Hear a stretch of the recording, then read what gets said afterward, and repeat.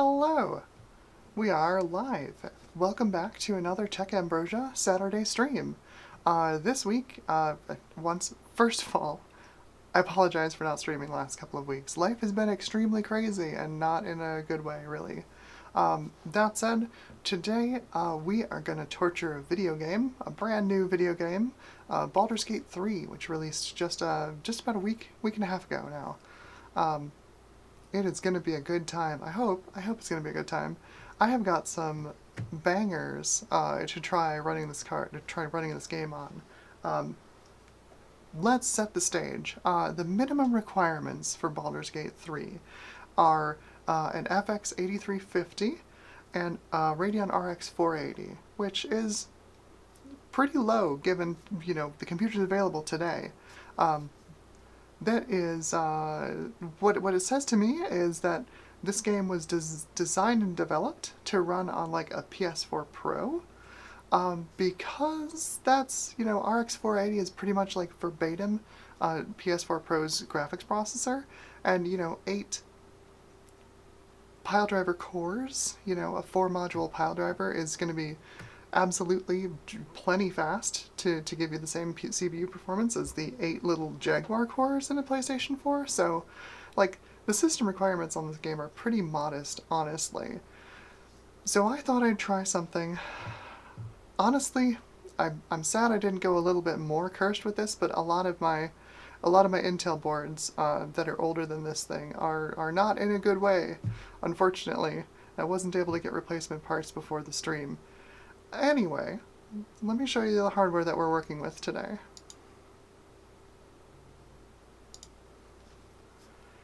This is the beastie.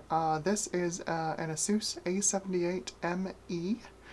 This is a socket FM2 Plus motherboard from AMD. This is circa 2014. This is basically the last gasp of bulldozer of the construction cores from AMD. Before they basically, they launched Zen in 2016, 2017, and promptly forgot about, rightfully so, the construction cores.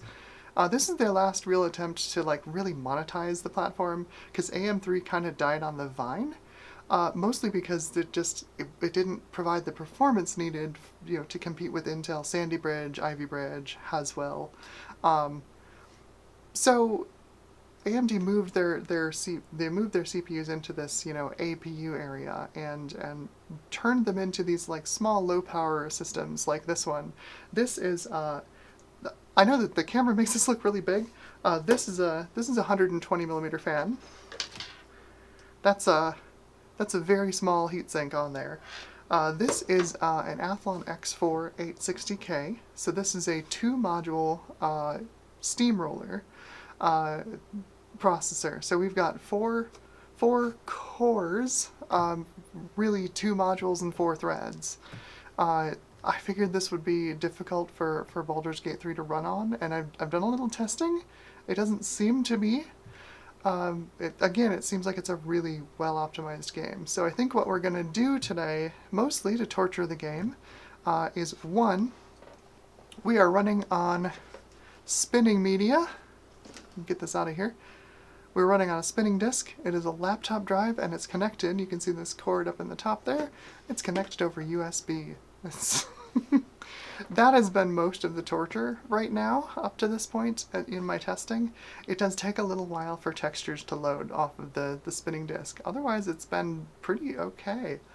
You might recognize this graphics card. This is the 5600 XT from the $100 GPU video that went live last week. This is just in here to show you what good looks like. It's really just here to give us a baseline of, this is the best it's going to be this stream, and it's only downhill from here. So with that said, let's have a look at the chat and see how things are going, see if anybody is here.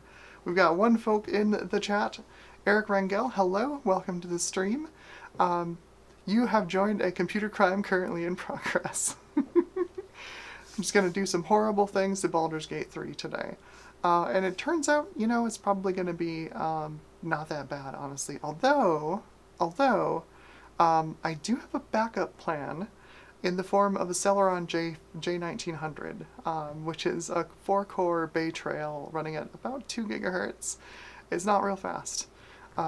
If this ends up being not enough torture for the game, if it continues to run fine, I guess we'll throw the Intel Atom at it and see how it does with that. All right, so let's start by booting this thing up, and I can show you how it runs. I made the mistake of not booting this thing up before the stream, so you get to watch how it loads Windows. And I'll show you how it runs with the 5600 XT and the Athlon X4 860K. Also, I've got 16 gigs of RAM in here. It kind of felt like cheating if I just lowered the RAM too much, but also testing in the main menu, it doesn't seem to allocate more than 3-ish gigs of RAM. So it's could be possible to run this game on 4 gigs of RAM. That'd be super cursed.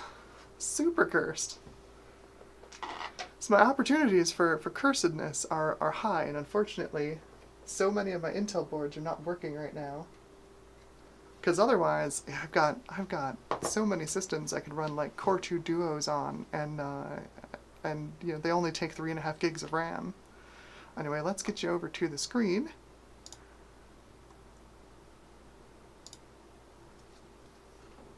Here we go. Yeah, so my big question leading up to this stream was you're looking at the system requirements for Baldur's Gate 3, because it wants an FX 8350 or an i7 4790, which are two performance-wise are two radically different processors. But they are unified by both having AVX support. So I was wondering if the game needed AVX. But I found a Reddit post the other night where someone was running it on their X58 system just fine, which does not have AVX. Sandy Bridge was the first architecture with AVX from Intel. And okay. Walter Cardozo, hello! Welcome to the stream. You have joined a computer crime currently in process. We are torturing Baldur's Gate 3 today with some low-end hardware. We're starting off with good. Let me show you the system real quick here. So we're starting off with a good configuration, which is an Athlon X4 860K. So a 2-module bulldozer with the 5600 XT from last week's $100 GPU video. This should, I've at least booted this up to the title screen. It does run the title screen pretty well. I haven't tried any gameplay on it, but I guess this is the peak. This is as good as it gets today. We're just going downhill from here.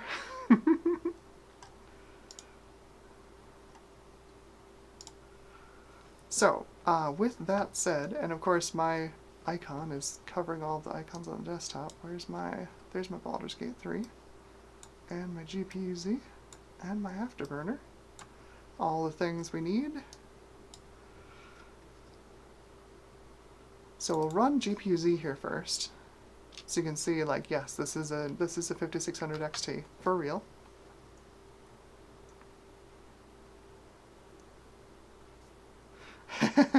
Eric says might be pushing it for 4 gigabytes with Windows. Yeah, that would be it'd be a not super fun time. So we've got an RX 5600 XT. It is 6 gigs of VRAM, and we are running because I finished that video. I didn't have to keep my driver version the same. I've updated to 23.7.2 for the Adrenaline driver. That really only matters for this card and the RX 480, because I've got some old cards we're going to be trying this on in a bit. I've got the Fire Pro W5000, which is the Xbox One graphics card. Also the classic Radeon HD 5870. You can give that a try. That is technically a DirectX 11 card, despite being Terra scale. I've also got a couple of NVIDIA cards. I've got the oldest DX11 card I have from NVIDIA, which is a Fermi. This is GTX 465. I think it's one gigabyte, I think. Not a lot of VRAM on this one. And then hiding in the corner here is GTX 780 Ti, 3 gigabyte. We'll see if this will run it. I probably won't have much trouble, I would think, but we'll see. The driver version's gonna be bad, since it's super duper duper out of date drivers. Anyway, so if we start up Baldur's Gate on this, did I? Yep. Okay, I've got Afterburner running. I think I need to turn on the FPS display. I know, right? Eric says 1 gigabyte used to be gigantic. It really did. A gig of VRAM. Have almost as much VRAM as you have RAM. It's just wild. So much. And now it's like, oh, that's only 1 gig. I prefer to have 16.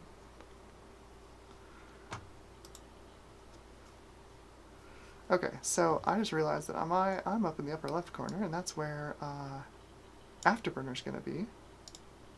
So let's move me out of the way. Boop. There we go.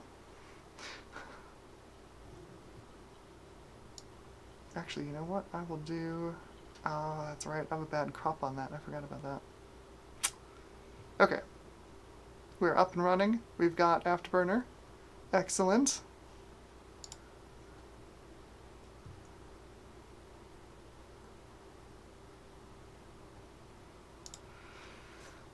Initial loading screen is bad. You know, we're running this off of a hard drive, connected over USB. Let me go get the J1900 and show you, because this thing is, that is some cursed hardware. It is a super micro board meant for like blade servers. You'd have like 12 or 16 of them in a rack. It's wild.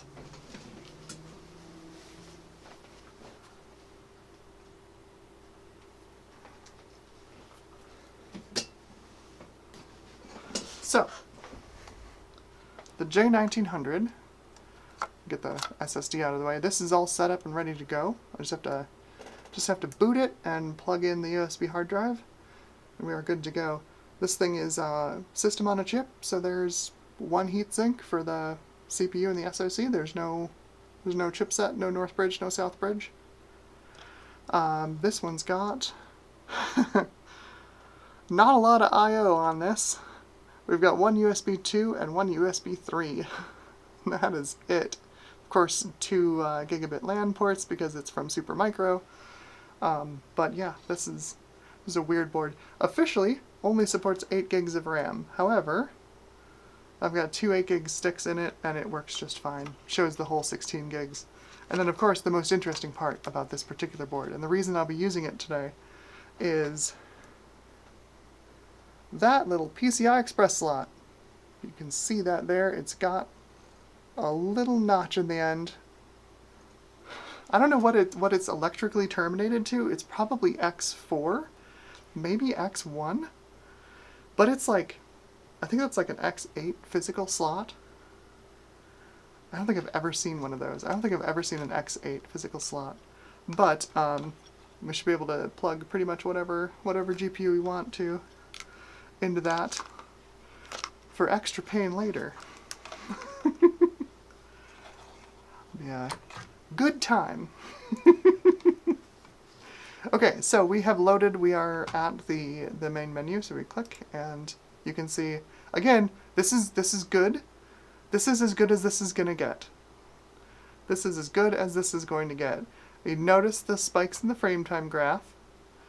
We are running with half of the recommended cores that they suggest. But if we go to options, I think that's options, yeah. Video, you can see we are at 1080p, high, no issues at least at the title screen. We're running an almost solid 60 frames per second. Now, this is where I get to see if Oh, it looks like it does. Okay, so Steam Cloud Sync does indeed sync this over. So the whole idea with this was to make sure that I did play through this game a bit. I got past the opening, not cinematic, the opening set piece. So there shouldn't be any spoilers on the set piece. We're in front of just like a random dungeon out in the world. It should give us a pretty good idea of how the system will run. I have not actually loaded in this far yet on this hardware, so we'll see.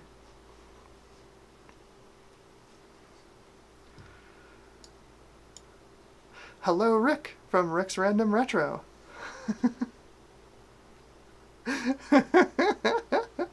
Rick says, maybe, hear me out, duct tape them all together for a super giga SLI setup. I'm sure it'll work. Yeah, no, it'll be fine. It's totally fine. If I need more CPU performance, I just stack the CPUs on top of each other, right? And just get put the heatsink on top. That'll work.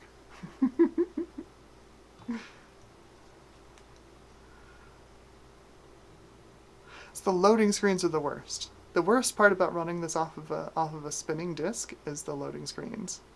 And I thought about like throwing this on like an NVMe carrier card like this, and like giving it the best chance in the world. But I'm like, just for a little bit more pain, maybe we'll run it off a hard drive.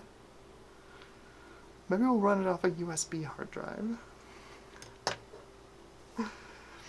Basically what it means is loading screens take a long time, and then texture load in is pretty slow. Like you can see here, we're streaming objects in off the disk, and it's not fast about it.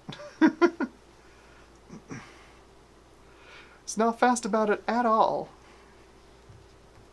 Again, this is good. This is good. This is the best this is going to look. Just FYI. There we go. That's kind of a major part of the scenery we needed over there. But yeah, like this is running on the 5600 XT. So we've got once we're in game, we're looking at 30 FPS or so. It's certainly playable and it looks fantastic. But yeah. This is good. This is as good as this is going to get today. Revel in this, bask in this, because it's not going to get any better from here on out. Oh boy. But also, if you have not played this game yet, it is super duper worth it. The opening set piece is fantastically compelling, and you can see here, the world is incredibly detailed. There's so much. There's just so much. And this is maybe an hour into the game. Maybe 90 minutes. Like, this game is fantastic. Highly recommend it. Anyway, so that is the 5600 XT on the X4 860K. So let's turn things down. Let's turn things down. So I'm gonna close out of there. The little Alt F4. And I can't see my start menu. That's okay. We'll just can't see my shutdown menu. Move that over for a sec. Let's turn this baby off. So do we want to, take baby steps on our journey downward into the many layers of hell? I was thinking we could go with the RX 480 next. But if you think we should start with Express Torture, we can use something older. I've got basically all the GPUs from the $100 GPU video. So like the Radeon Pro WX 5100, certainly available for torturing. But also like the 2GB WX 2100 that surprised me, at least, by being able to run The Last of Us Part 1 at 360p. What do we think? What are we thinking? Just a gradual descent into hell, or do we jump off the cliff first?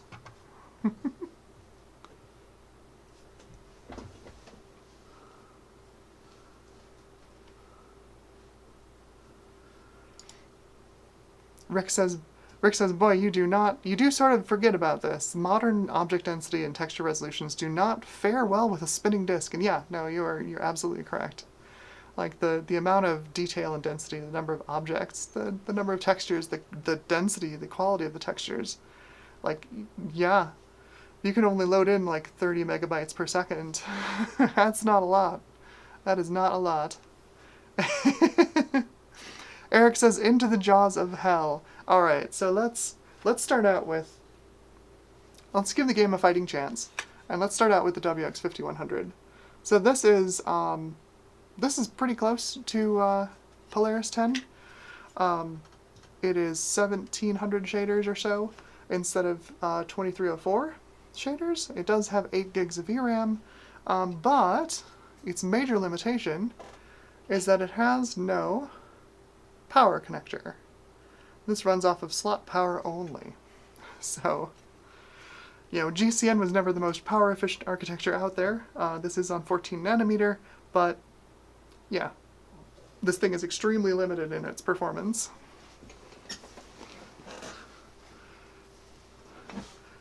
HC, hello, welcome to the stream. You have joined a computer crime currently in progress. We are torturing Baldur's Gate 3 using some somewhat retro hardware. It's 9 years old, it's not that new. Let me show you what we've got here. We are looking at a Socket FM2 Plus system with a 2-module steamroller APU in it. Well, it's not quite an APU. It's the Athlon version that has the fun part of the APU cut out. I've actually owned this system since new. I bought it new in 2014. It was my main PC for a while. This was what I was doing my gaming on. I actually went kind of all in on AMD's APUs. I also put together a system with an A8 7600, I think, for a home theater PC, which actually worked out really well. It makes a really decent home theater PC.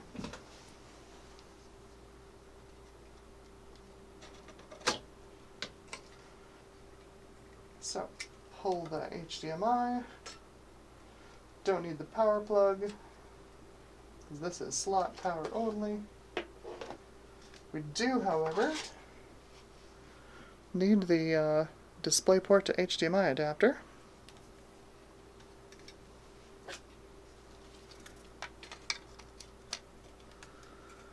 Plug this back in.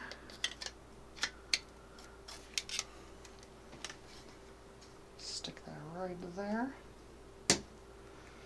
And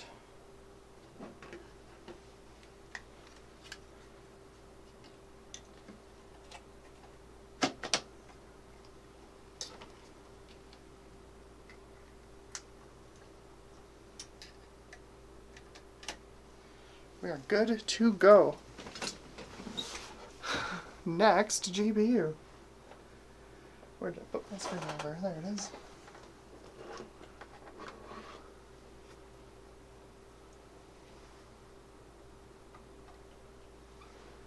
The front panel connector on this board is in the weirdest place, I swear. It's not normal for it to be under the GPU.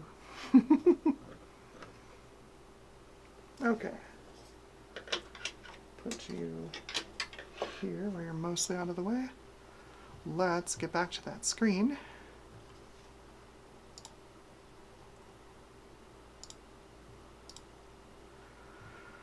There we go.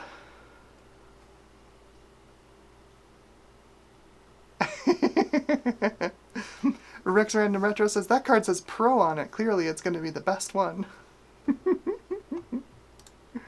That's definitely what that means, Rick.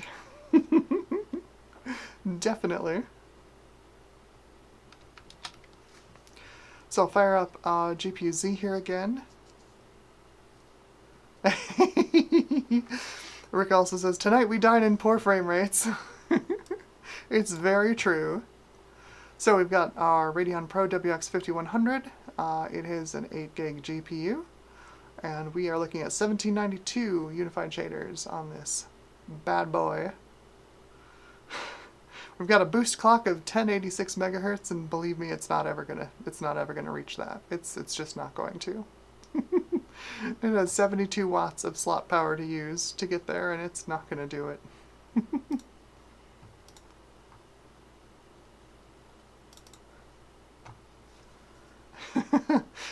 Ian Scott, welcome to the stream. You have joined a computer crime currently in progress. Also, Pixel Pipes here. Hello, Nathan. Welcome to the stream.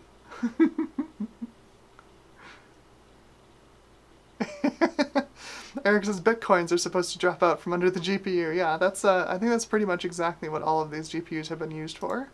That's why they're $100 right now. This is the only reason they're $100 right now.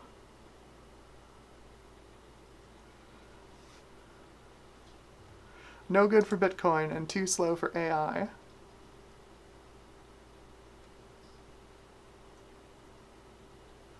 Garth Beagle, welcome to the stream. You've joined a computer crime currently in progress.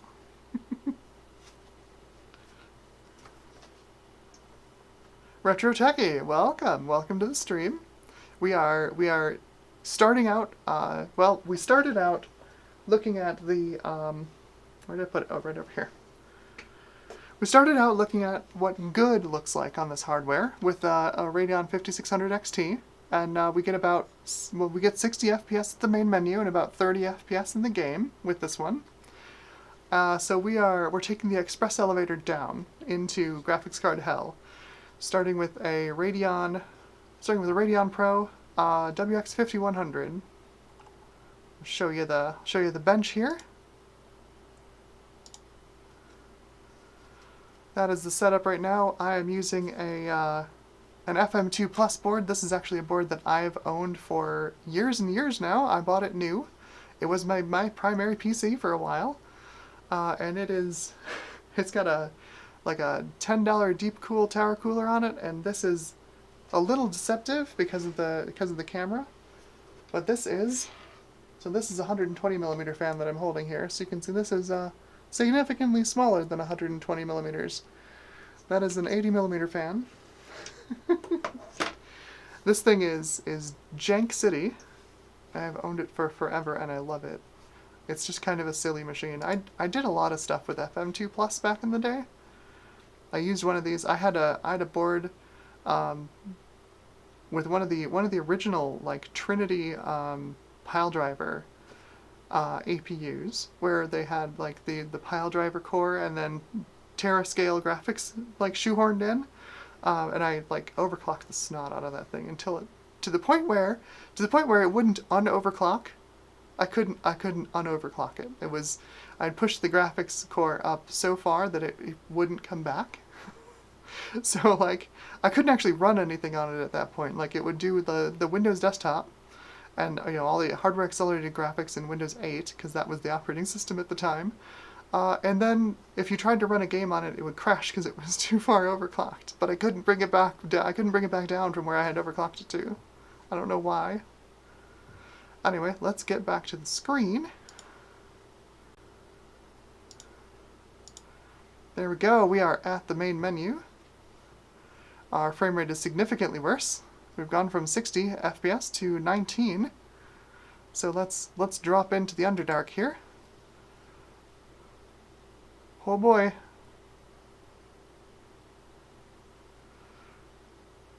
So we're about a third of the frame rate now. We're about 20 FPS instead of 60. But we're still running at 1080p high. So let's get into the game and see what it looks like. This is going to be a slideshow. How is chat doing over here?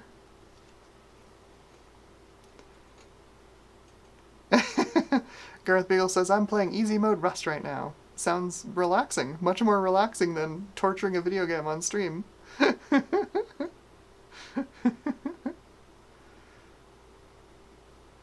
It's Pixel Pipes asks, is Baldur's Gate a medieval hair club? Probably. Honestly, probably.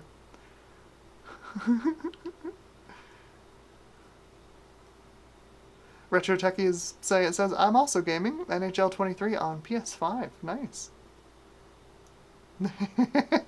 And Rick's Random Retro says N64 performance numbers. Yes, we are looking at N64 numbers.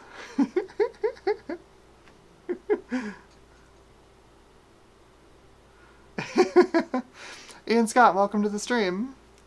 Ian says, you were getting 60 FPS on the loading screen. This card's fine. Yeah, no worries. It's fine. It's fine. Pixel Pipe says, this is fine, .gif. Yes, exactly.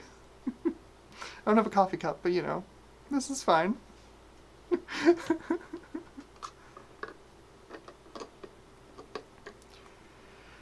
I'm really debating if I should have, like, put this on an SSD, just to make the loading times a little less bad, but, like, part of the torture is, you know, running it off of a USB hard drive. It's all about the fun, right?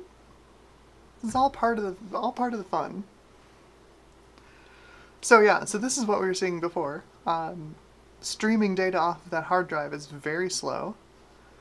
We've got a lot of a lot of ground surface here that is not popped in yet. Can I look around? I can while this is popping in. Oh yeah. Oh yeah, this is awful. It's surprisingly... Oh, here we go. Now we've got most of the geometry in. Now the GPU's like doing some work.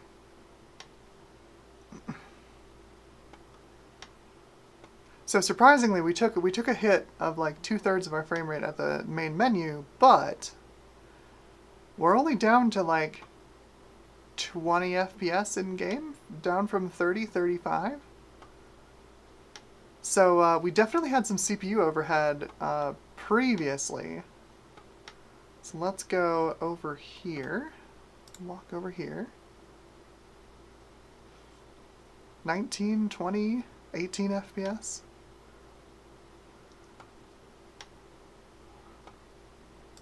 Walk over to this little patio area. So, what do we want to see? What do we want to see, like, what it's going to take to get to 30 or maybe even 60 FPS? Again, like, if you're at all interested in this game, I highly recommend picking it up. It is worth every penny. At least it has been for me for the first, like, 90 minutes of play I've gotten to do of it.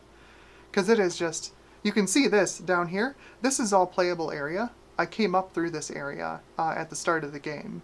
So this is something you wouldn't have seen like in Baldur's Gate 1 or 2, where you can just like look over an overlook and see like where you came from. The amount of detail level in this game, the amount of polish, and yeah, geez, the writing is so really good, and it's just a good game. Definitely worth rewarding Larian for their efforts here.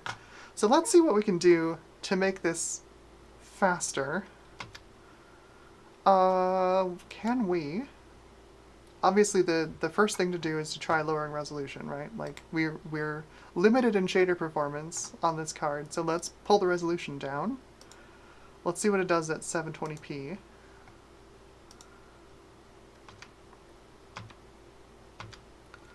So 720p, we are, oh look at that, that's pretty smooth actually. We're up to 30-ish FPS. There's a low of 20 looking over that direction. We are still GPU limited, GPU still pegged at 100%. Oh, the CPU's not far behind, 86, 91% on CPU usage. I don't know if 60 FPS is in the cards for this machine.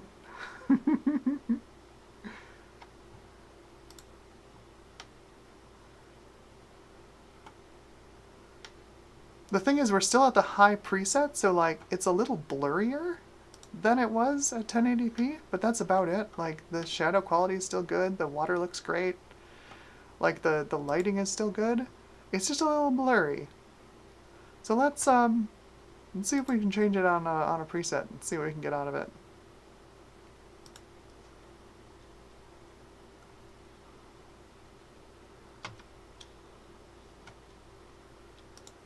So go to options, video. So our overall quality preset is set to high. So if we go to, let's go to low. Let's see what low does. Low looks pretty bad. Texture quality's down. Oh, there it is. Looking at this direction, we've got CPU usage at 97 to 100%, and GPU usage at 55. It's bouncing between 17 and 100% GPU usage, which usually means it's about somewhere in between there. So we are definitely CPU limited at this point. So 60 FPS is not in the cards for this CPU actually. Turns out they weren't kidding when they said they wanted a 4-module pile driver for a minimum CPU. Running it on a 2-module steamroller, not so great. Oh, this is bad.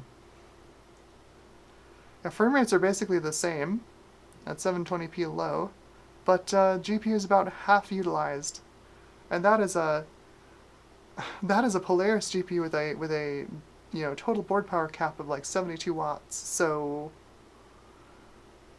all right, let's see. I'm gonna leave it at low because we're gonna take the express elevator down. We're gonna fire up Terascale and see what it does. Okay, so Alt F4, and let's turn off the machine here.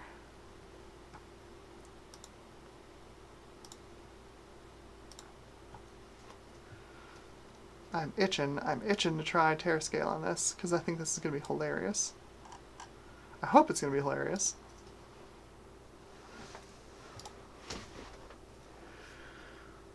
Otherwise, it's going to be a real boring stream.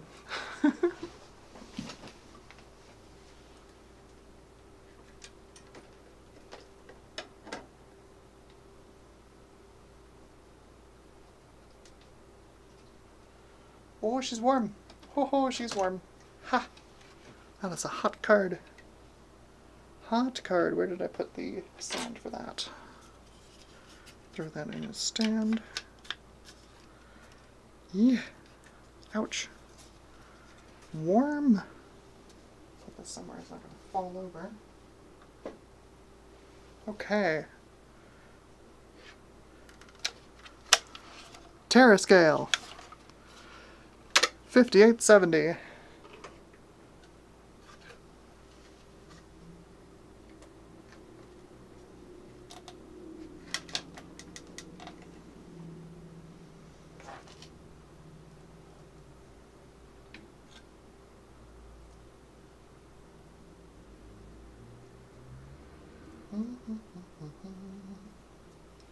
Gotta pop the connector on this apart here real quick. Come on. It's one of those that slides apart. It just doesn't want to do it. Well, it really doesn't want to do it. I usually can't get these stupid PCI Express power connectors to like stay together. This one won't come apart. That's different.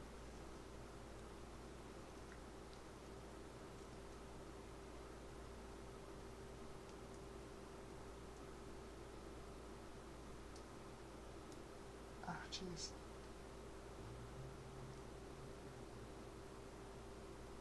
There we go.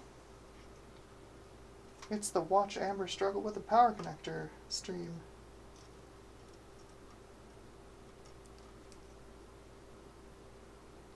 There's some incredibly stiff power cables. That was what's going on there. Okay, so let's plug you in here. And we'll plug you in here.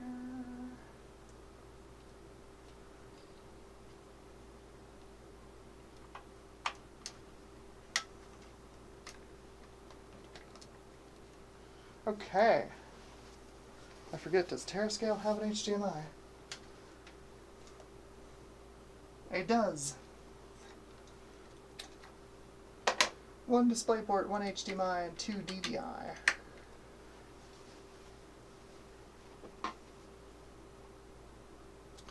Let's see if this thing will boot. Let's put you back over to the screen.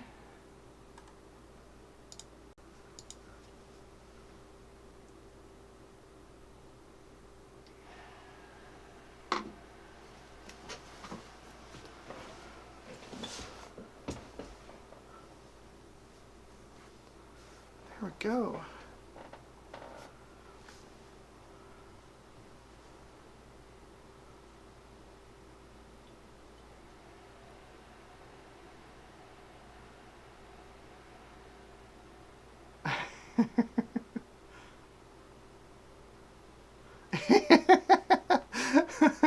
Rick says, you paid for the whole CPU, use the whole CPU. Yeah, 100% utilization is definitely what you always want to see in a game.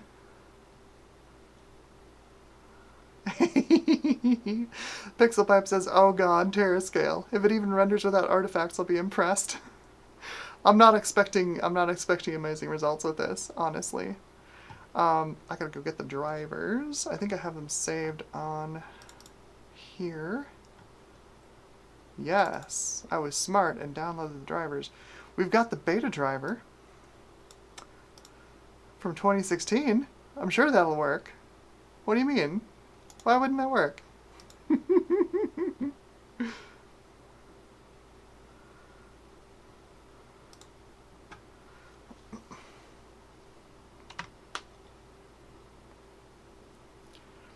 Oh yeah, ATI. I was really sad back in the day when AMD bought ATI, because I loved ATI. The scrappy Canadian underdogs.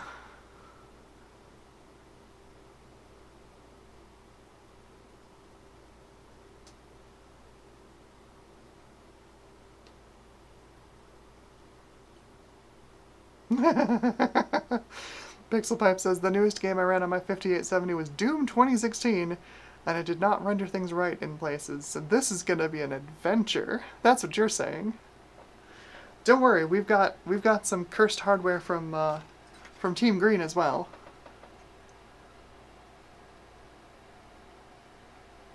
Got a GTX 780 Ti classified. That's totally gonna run it fine. What do you mean Kepler's a terrible architecture?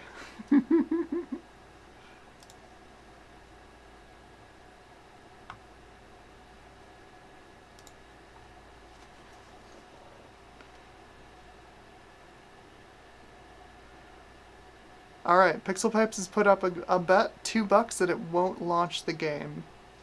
I don't think you're wrong. Hopefully it will launch it. I'm positive, 100%, it's going to give me a driver out of date error. I hope I can just go around it and just use it anyway. Okay, so we've got drivers installed. We'll give it a reboot.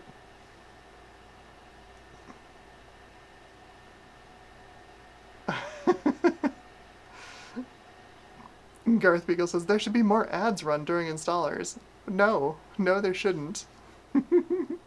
That's incorrect. Especially ads for games that haven't existed for 10 years.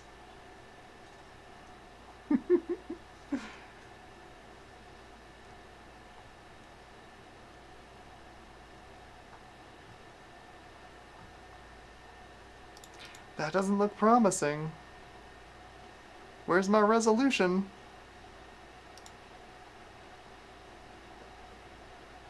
Is the driver actually installed?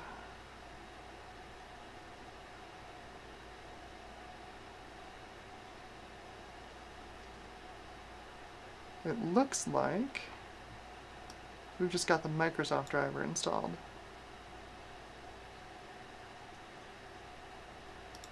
Okay, let's try and install this one more time.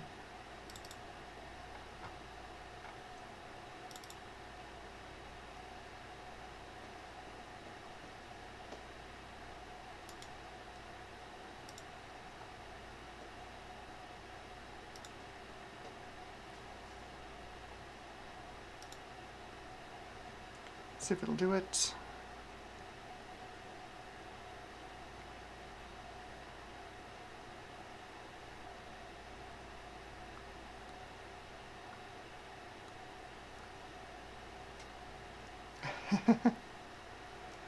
Y'all talking about old...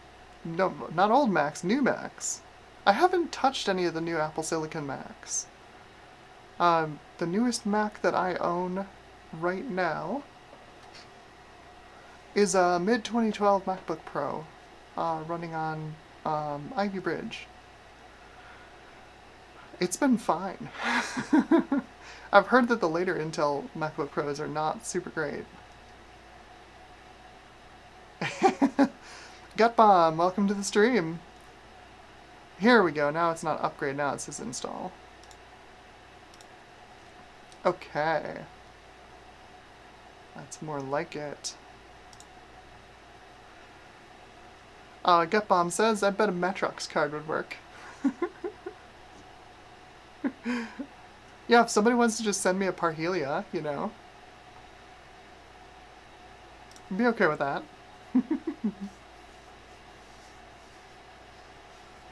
Retro Techie says, I want a CDI more than I want a new Mac. And yeah, that's fair.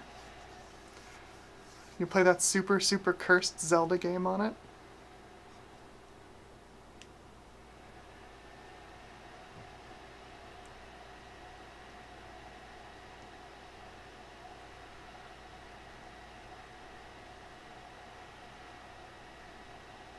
I know, we're still not getting resolution.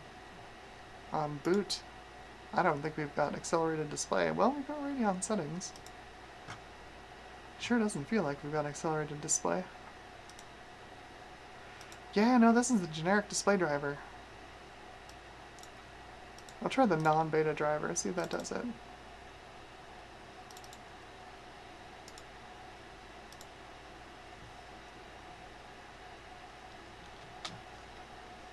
This is right in the middle of ATI's and AMD's, driver melees era. So I'm not super surprised that these drivers are sucking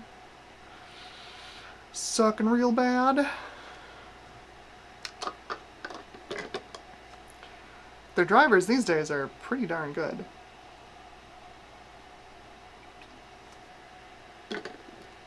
But yeah, back in like 2014, 2015, hot garbage. Hot garbage.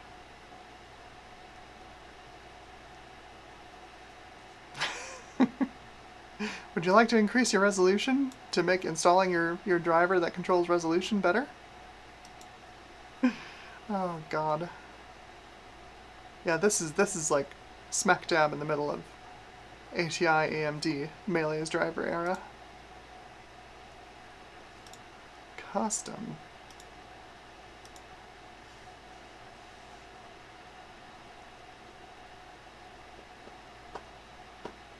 If I have to DDU this, I'm gonna be so mad.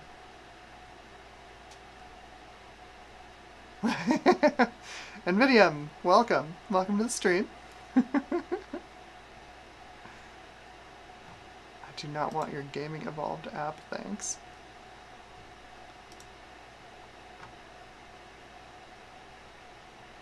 AMD display driver is already installed and up to date. That's not great. I'm gonna guess that, yeah, this is not gonna work.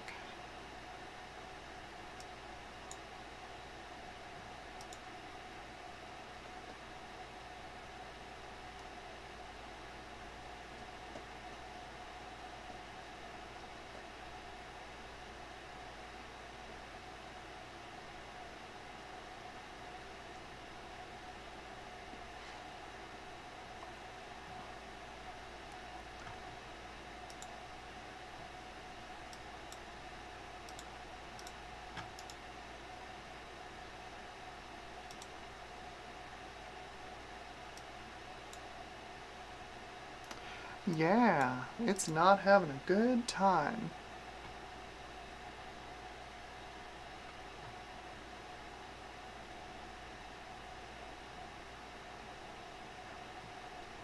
We can try DDU, see if it'll do anything. I'm gonna guess not much. Oh, jeez. Firefox. Figure out the display resolution before you set your window size, please.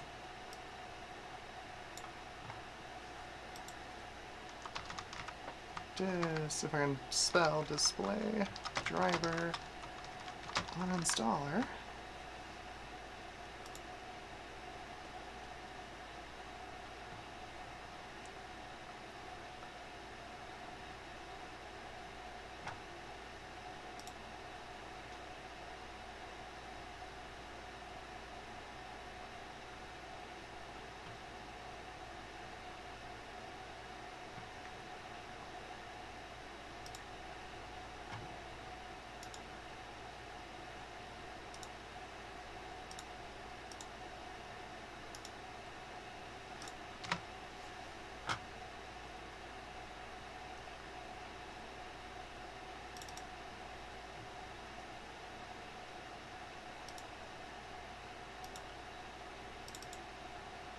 I love it when it's double zipped. That's great.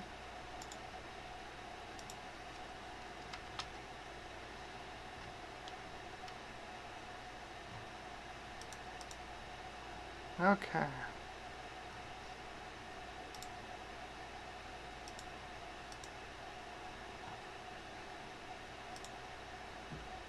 Okay, GPU, AMD.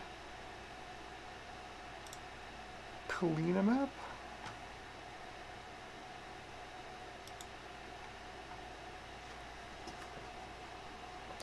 Here we go.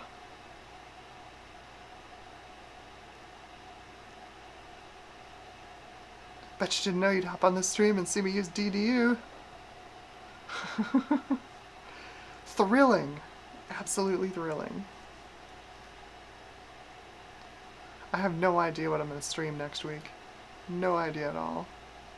I've just started the cheap Ryzen video that I've been planning on doing since like April. I just figured out what I'm gonna benchmark and how, and all the chips I'm gonna use to benchmark it. So like my next couple of weeks are gonna be doing cheap Ryzen. So I have no idea what I'm gonna stream next weekend.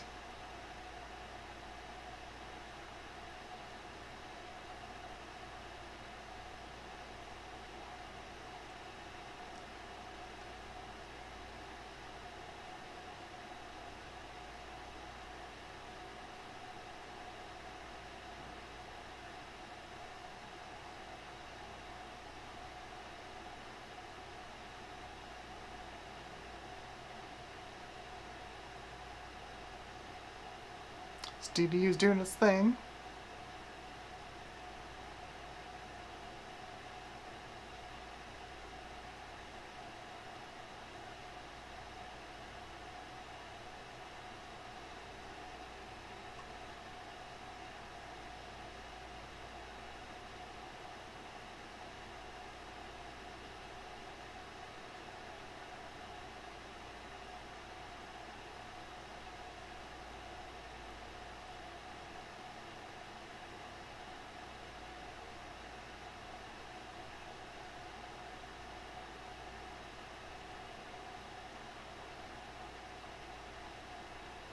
Okay, there we go.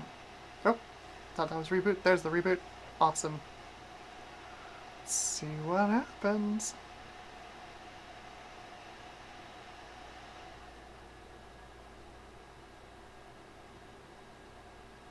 Skilla, you asked the silver on silver MacBook Pro. I don't know if you asked that in regards to my 2012, my mid 2012, or to one of the folks in there talking about the M1 MacBook Pros.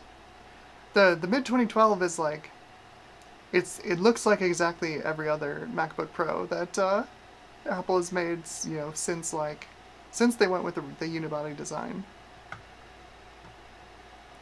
That is a cursed resolution.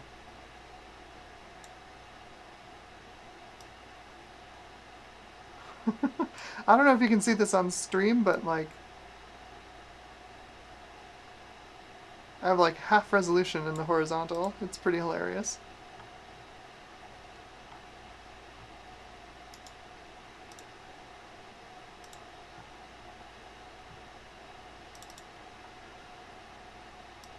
Yeah, no, it's just the mid 2012. Runs an Ivy Bridge i5, so it's dual core hyper threaded. It's fine. I haven't had any problems with it. The battery's still good, surprisingly. I'm running Catalina on it. Seems to be fine. I'm gonna take a risk and use the beta driver. Because I want that beta driver.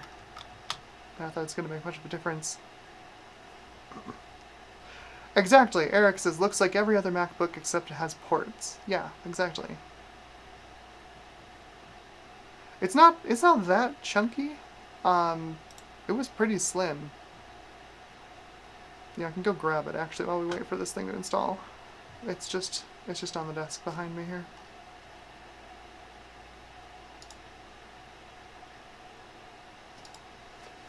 One sec.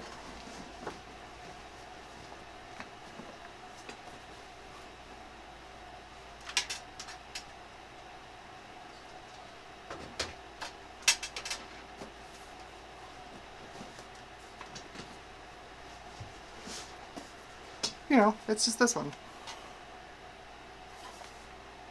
Mid 2012 MacBook Pro. Nothing special about it, but yes, ports. It has all the ports. I mostly just use it as like a satellite computer. I've got a couple of modern apps on it that I use, and yeah, just use it as a laptop, just like as a modern laptop. I don't do a lot with laptops. Like my day-to-day is generally spent in front of like a desktop PC like this, or you know, obviously my workstation over there. For my day job, is I'm usually there. I'm usually tethered to a desk most days. I don't really use a laptop a lot. So let's get back to the screen, see if those drivers are installing. Oh, that is so bad.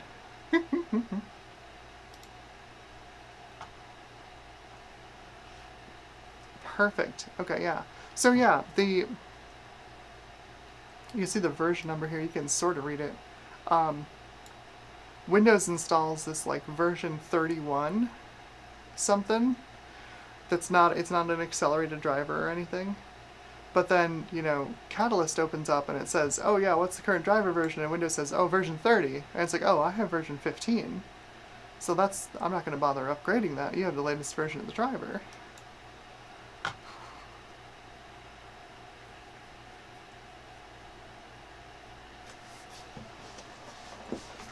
Oh, Retro Techie. Retro Techie says, my day job computer is a Microsoft Surface. I'm so sorry. I'm so sorry.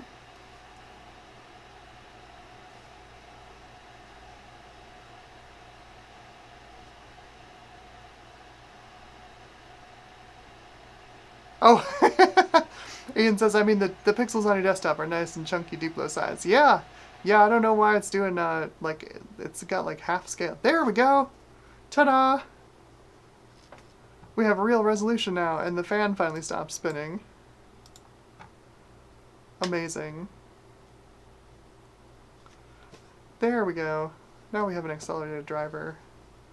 Yeah, no, you're right. Yeah, very, very chunky pixels. I don't know what was up with that screen resolution, but jeez.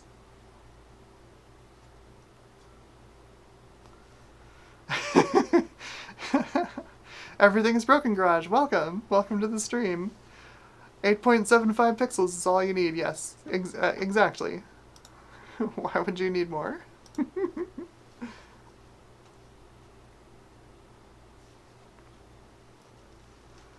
Gut Bomb says, I tried a Surface as a daily driver a while back and get so hot on the back. Yeah,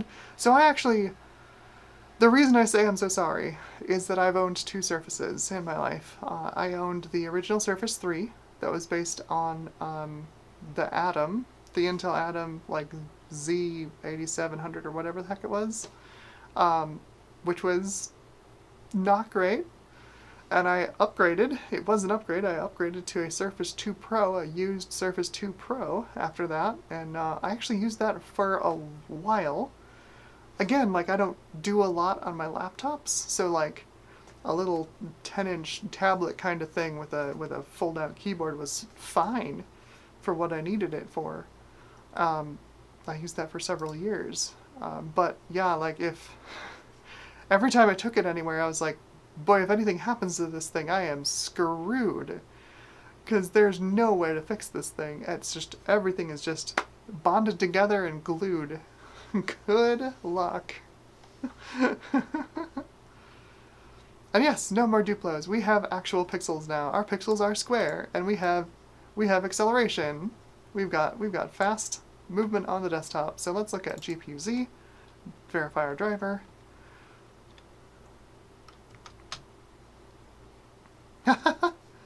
Rick's Random Retro says, success! First test boot of the Cheap PC Challenge parts worked. Congratulations!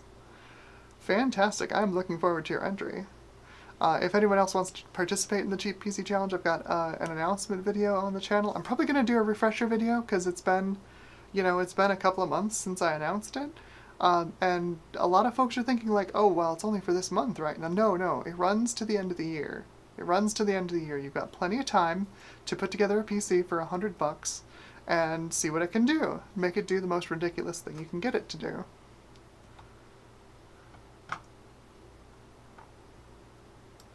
So there we go. We've got accelerated windows. We've got good resolution. Here we go. We've got a 5870 with 1 gig of VRAM. 1 whole gigabyte. Driver date from February 2016. Oh yeah. Supporting DirectX 11.0. 0.0. There's no way this is going to work. There's no way this is going to work. Let's do it.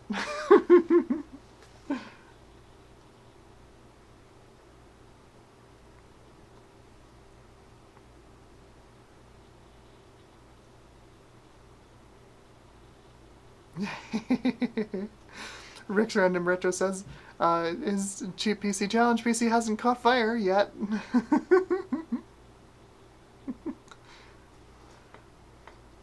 Oh, here we go.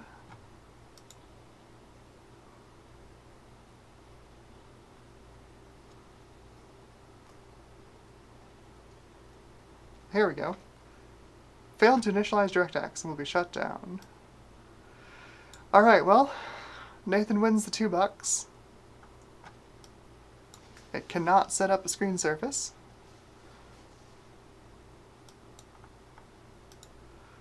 So, that makes me wonder, do I jump right over to Fermi? Because it's probably going to be the same kind of deal. I think, yeah, let's jump right over to Fermi and see if it also fails with the same issue.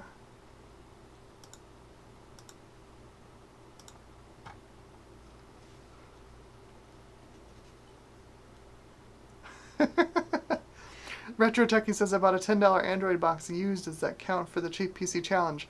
Okay, so you got to run Passmark version 9. You have to run the Lost Planet demo. It's got a built-in benchmark. It needs DirectX 10. And then you've got to run the old Octane benchmark from Google in some kind of browser.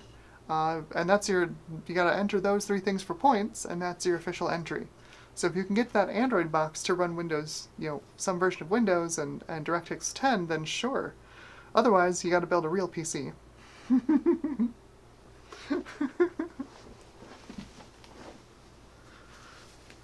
Aha! Hello, Zabrin. How are you doing? Good to see you here. Welcome to the stream. You're joining a computer crime currently in progress. We just attempted to run Baldur's Gate 3 on a Radeon 5870 from 2010, 2011. It didn't work, not surprisingly. So I'm going to try its companion from Team Green, the GeForce GTX 465 Fermi 1.0. Probably going to get the same result, but we'll see.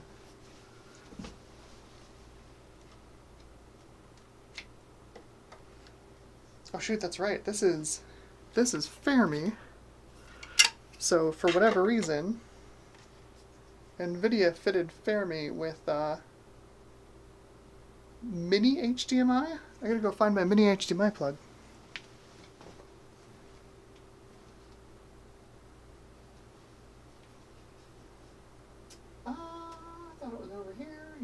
printer over here. Where did I put it?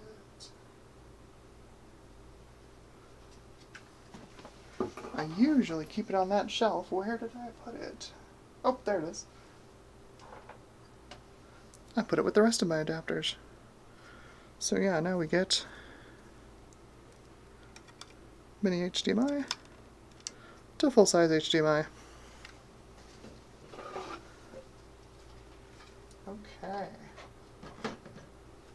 Pop out the Radeon.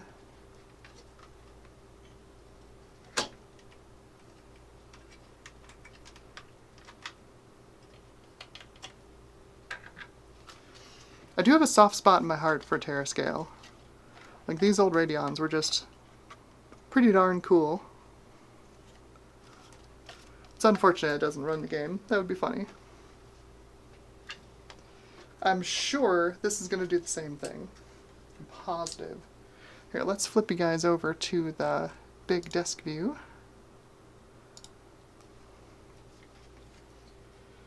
Positive this is going to do the same thing. Okay. Plug in our HDMI so we can see what's on the screen.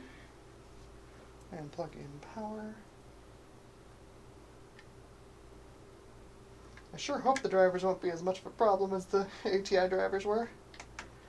Jeez. Okay. I'll fire that up. There we go.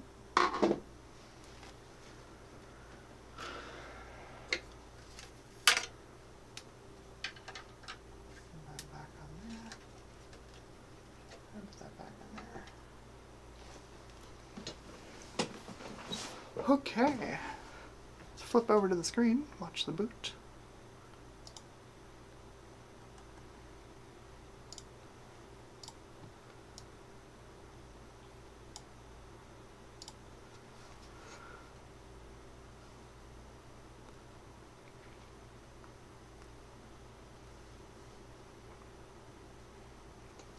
Okay, we're up in Windows, we've got an unaccelerated display. Hopefully, since this is the first NVIDIA card, we should be able to just install the Fermi drivers and just get away with it.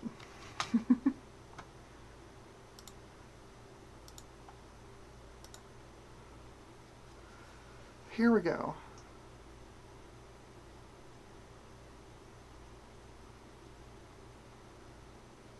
So this is kind of funny. So I mentioned earlier that this machine, that I've owned it for a long time, and the last time I actually ran it as my main PC was in this exact configuration, with this 465, with this Athlon X4 860K, not with 16 gigs of RAM. It had 8 at the time, but yeah, it's having a renaissance. It's having a little renaissance.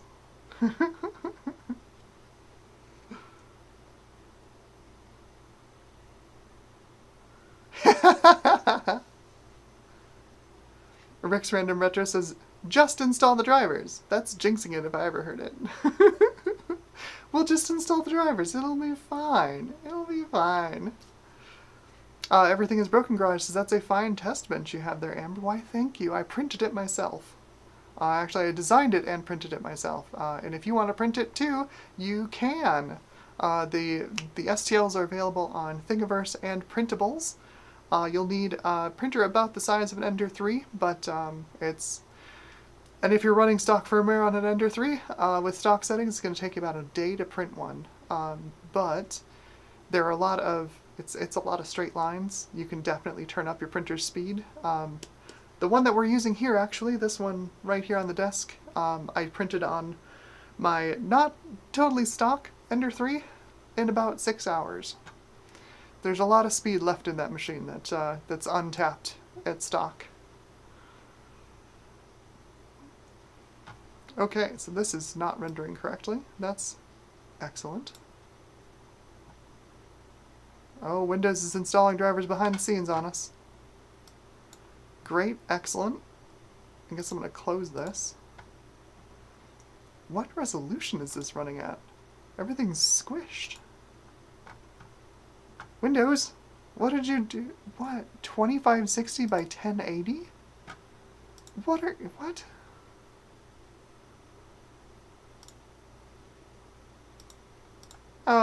Well, that's great. What the heck? This thing really thinks it's a...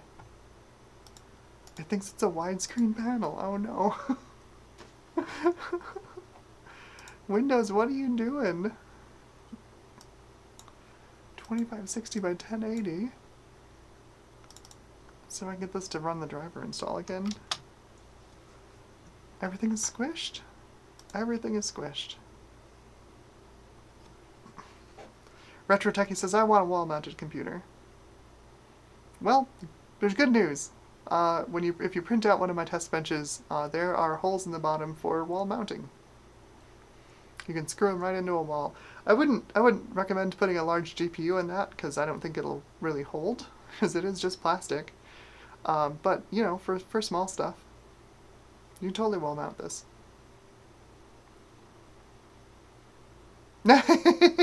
Everything's broken. Garage just said it.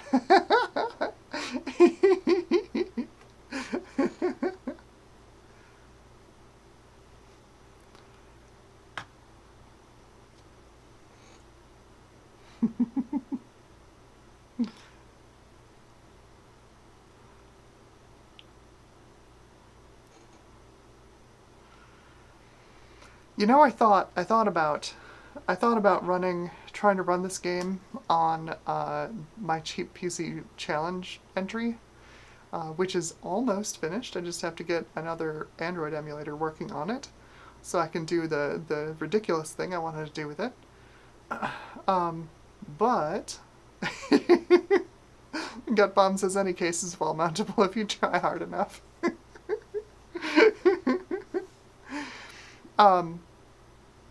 Because it actually has, it's got a Fermi GPU in it. It's got of course, it's a GT420, because that's the theme of the machine. It's an Athlon 2 X3 420 with a GT420 graphics card. And, well, that's good. We've got Internet Explorer script errors. That's great.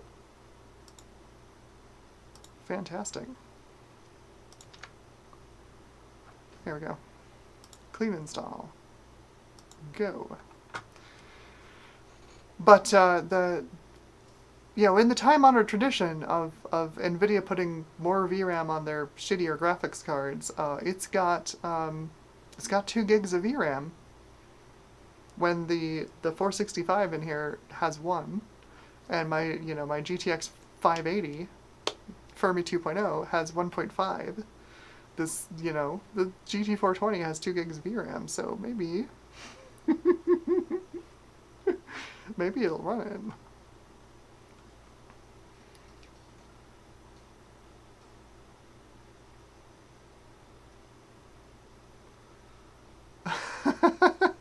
Everything is broken. Garage says, Jim, I'll send you one when I get the students to start printing them in class. That would be kind of actually amazing. If you do end up having your students print my test benches for class, you at least like send me a pic of it, because it'd be kind of fun. They're like, hey, look at that. It'd be kind of cool. I got my stuff into a real place.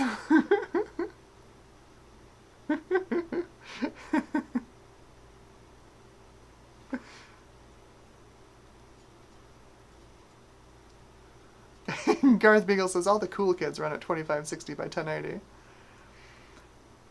The only thing I can think of is this capture card tries to identify as a 4K monitor to whatever it's trying to capture, and my guess is Fermi can't handle 4K, so it picks the highest resolution that it can do, which is 2560 by 1080 widescreen, and then says, oh well, that must be it.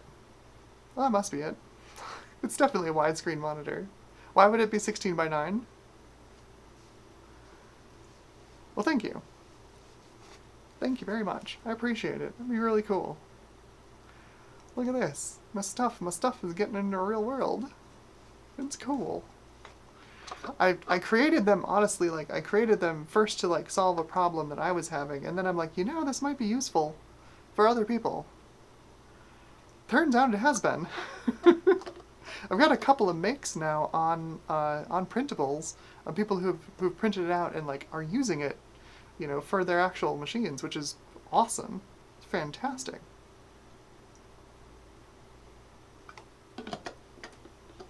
That is the whole reason I released it. I'm like, this might be useful. And it turns out it is. Yes.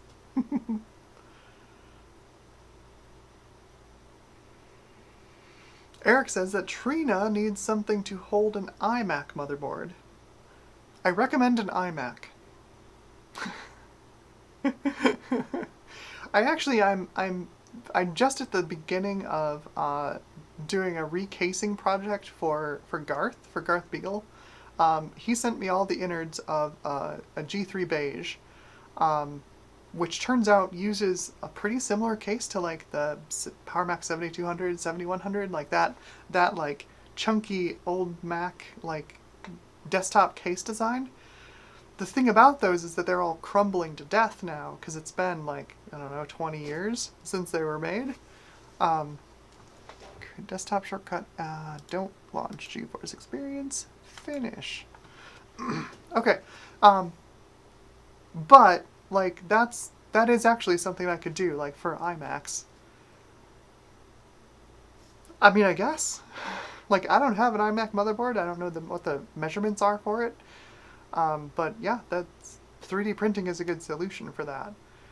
The whole reason I'm doing the G3 for Garth, well, one, he's a pretty cool guy, but also there are just a ton of Macs that use that case design and are basically worthless because the cases have all disintegrated. If you can just drop the components into a new case, they're very reliable machines and they make really good bridge Macs because they can talk, you know, you've got built-in Ethernet on them, you've got Ultra 2 SCSI, you've got IDE, you've got a floppy drive that can read and write disks all the way back to like the 128K. So like, they're really nice as bridge machines, so they'd be really helpful like in like a test bench environment.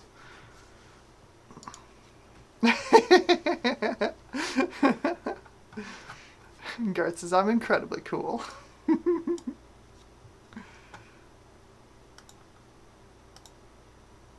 Okay, I'm going to try and reboot this and see if it fixes the display resolution. My guess is that it's not going to. I might have to set a custom resolution in the NVIDIA driver to get it to go back to being 16:9. I guess we'll see.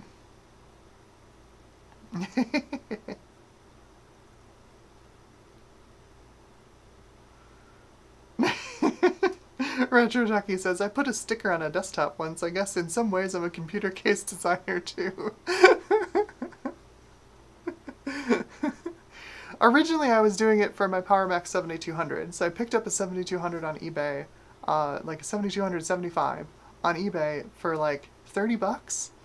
And it, of course, the person who shipped it to me didn't like pack it well at all. It was basically in a big box with like some newspaper and stuff, and that was about it. So it arrived to me basically with the internals disintegrated.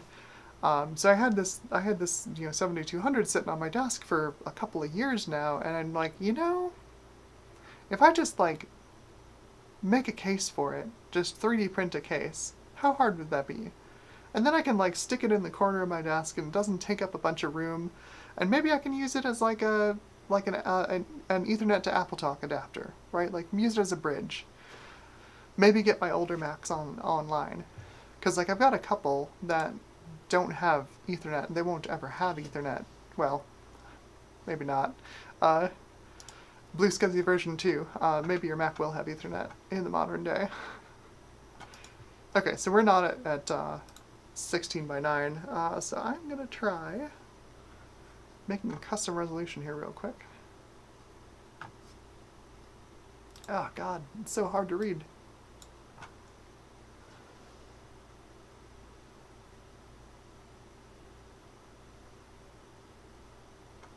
Can I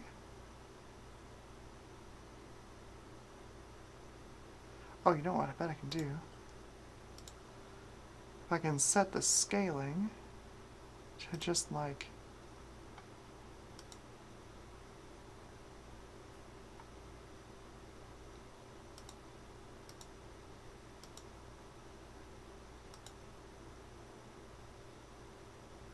Now that is like literally display sync stuff. Where is the scaling? There we go. Scaling. Full screen. Apply. Bingo. That's better. If it's going to think that it's a widescreen display, let's just have it stretch it all the way out on that widescreen display. Okay, so GPU-Z says... Exactly. Exactly. Everything is broken, Garage, says Amber. The new V2 Blue SCSI has Wi-Fi now. Yes. That is exactly what I was thinking of. Which makes my little project to turn my 7200 into an Ethernet to AppleTalk bridge kind of redundant. Just build a Blue SCSI V2. You know, just build a Blue SCSI V2. Put a Pi Pico W on it. Alright, so we have got GTX 465, we've got a driver version, well there's BIOS version, we've got a driver version, 391.35, a whopping 1 gig of VRAM. Oh yeah. This is going to be awful. Also, DirectX 11.0 support. So my guess is this one will also not work, but the only way we're going to find out is to try. The only way we're going to find out is to try. Yes, everything is broken. Garage says they also still have ADB, which yes. And, you know, their PCI, I don't think they come with USB. Yeah, there was no USB until the iMac. But PCI expansion slots means you can put a USB card in and get USB on them as well. So, like, there's a ton of options. There's just a ton of options for, like, connectivity on beige G3s. They make really excellent, really, really excellent bridge Macs to bring an older Mac into the modern age.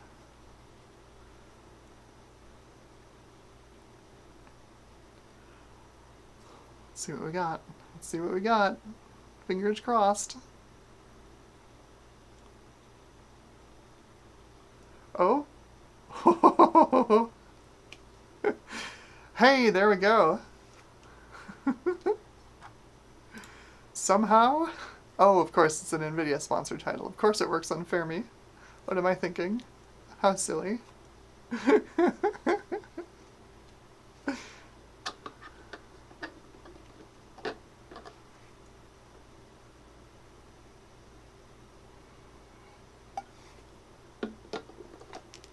I've not been keeping up with chat. Everything is Broken Garage says that he printed the AT version and installed a 386 in it. And that was something that, yeah, as soon as I mentioned, when I first designed these things, and I mentioned that there was an AT, like a baby AT version of the test bench, suddenly everyone's eyes lit up and said, really? You can just 3D print a baby AT case. Because AT cases these days are next to impossible to find, and they are super expensive. Like, they're super cool. You want that retro aesthetic, like, that's the way you go, is a baby AT case, but, like, good luck.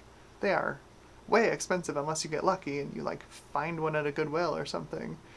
So yeah, having being able to just, like, print on demand a case to hold an AT motherboard and an AT power supply, or more commonly these days, an ATX power supply with a buck converter on it. You know, it's powerful. You can bring back a lot of old systems. And there's a lot of people in, like, the DOS, you know, there is still a DOS game dev community in 2023, and there's a lot of people in that community who are very excited about the test bench, which is awesome. And oh my god, it's actually running. What the heck?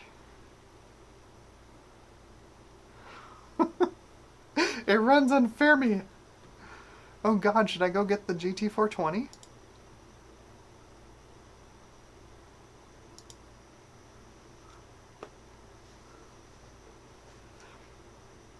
And that's, you know, that's exactly it.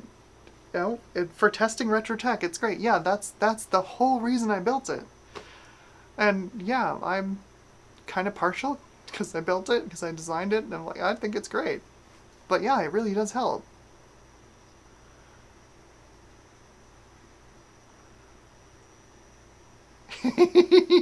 Gut Bombs is RTX on! All the textures loaded in, look at that. Now let's see, we're at 20 FPS. Now this is at 720p, remember. We're at 720p low, because that's what we were doing on the previous card.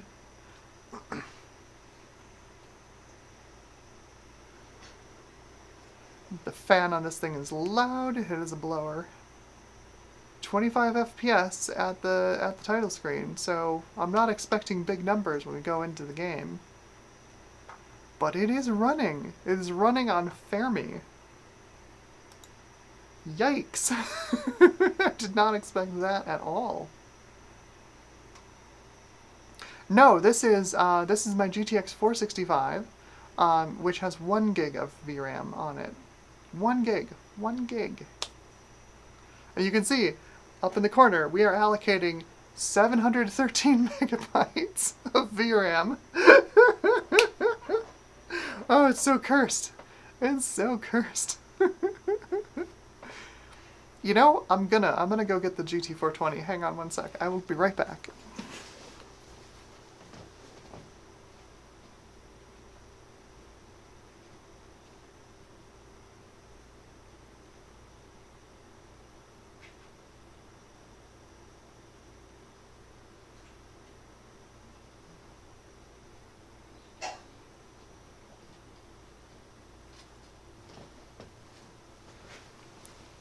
So I've been going slow with the Cheap PC Challenge PC. You know, building it up over a couple of streams, mostly just because like we've got a while.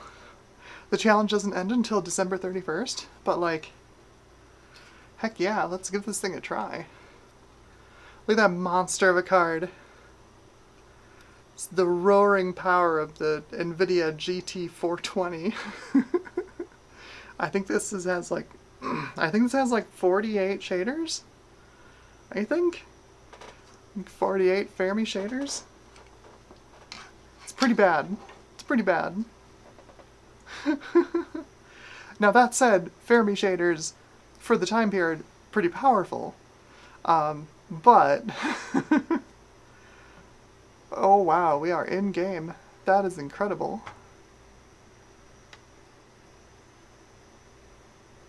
Alright, so I'll give it a little bit to load everything in, although it looks like the majority of... Oh, there we go. We've got a little texture pop in.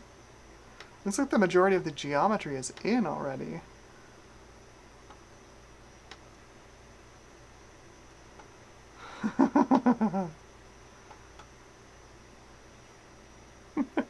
CPU usage is still at like 100%. Oh, this poor CPU. Oh boy. Oh. I'm amazed. I'm amazed that this works.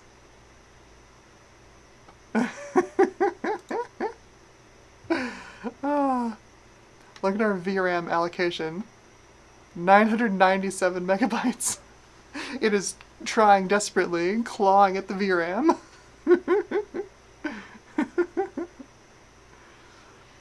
18 frames per second. I'm amazed we're getting that many, honestly.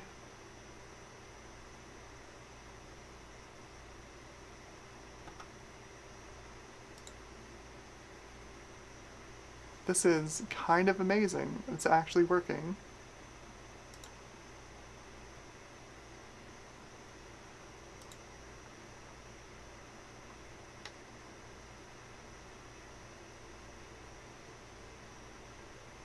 Alright, let's go lower end.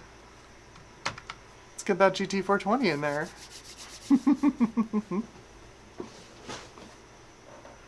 I'm honestly surprised. I'm honestly surprised. That was 720p low on the GTX 465. So, like, it's not even a high-end Fermi 1.0 card.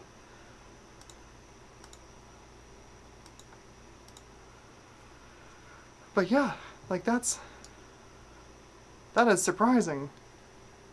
That is surprising.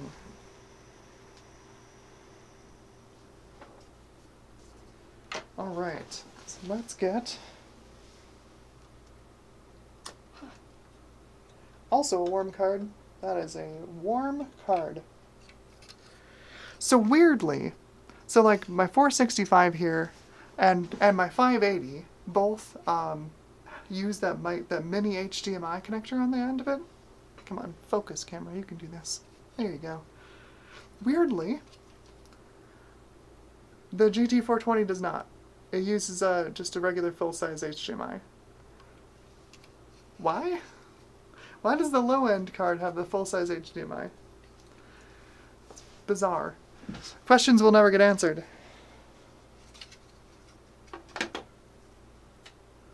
I'm gonna find Jensen and be like, why? Why? Ha, cha-cha-cha, that's warm. Ooh, ha. Jeez. Ouch.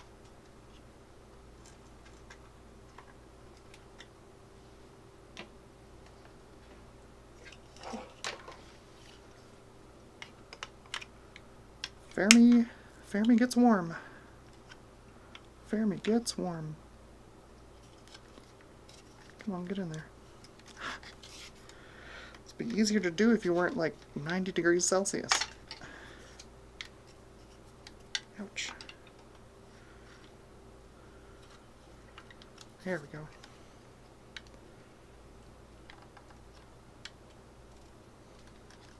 What is your major malfunction? Oh, the bracket, the I/O bracket's bent, that's why. Ouch. Ouch, ouch, ouch, ouch, ouch. Go, sit there. Think about what you've done. Okay, let's get you back to the desk.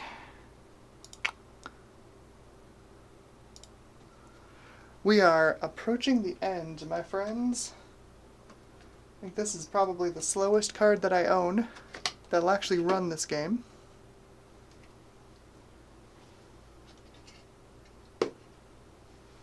Because Fermi was NVIDIA's first architecture to do DirectX 11. Come on. And DX11 is a minimum requirement on the game. Like, I don't think it'll run on a DX10 card. I can certainly try it. I can go grab an 8800 GTX and see if it'll run. I don't think it will. That might be funny, actually. So, let's get our video. Oh, that's right. I did want to try this. Seeing how well it ran on Fermi, though, I'm thinking the W5000 might actually work, like, without a lot of issues, actually.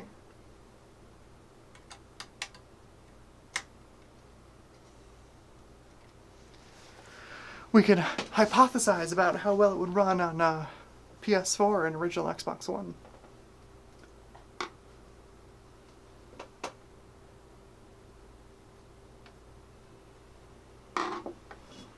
Okay, let's get that display up here.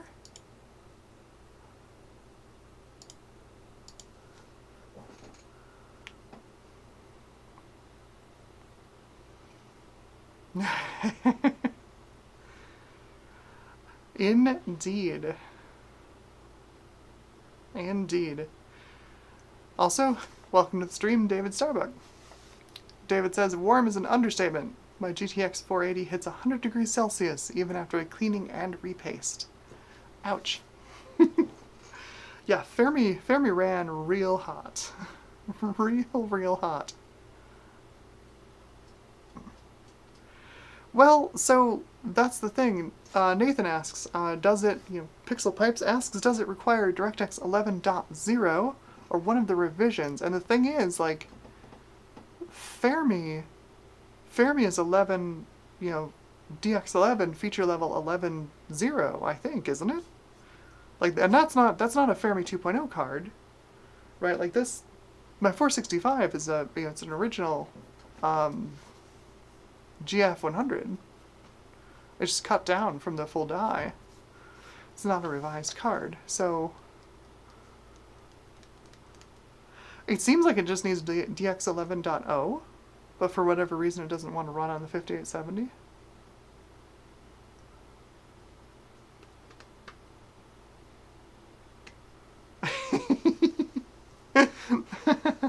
Harney Barrow says, more people should know that the Radeon Pro card's codename was literally Lexa Pro. That's fitting. That's very fitting.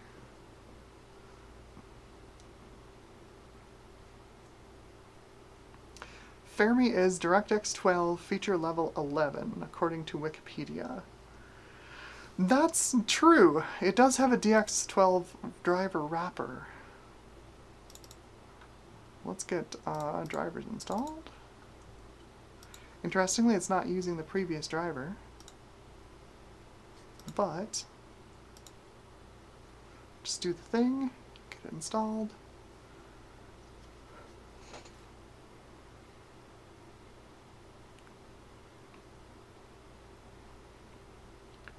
It is interesting because, like, you know, Tesla, which is like what, the 8000, 9200 series, was DX10. So like, I think it might just be that, you know, NVIDIA has been, you know, pulling the architecture forward a fair amount. I think it's honestly because they ran Fermi cards as like the low end options during Kepler and Maxwell eras.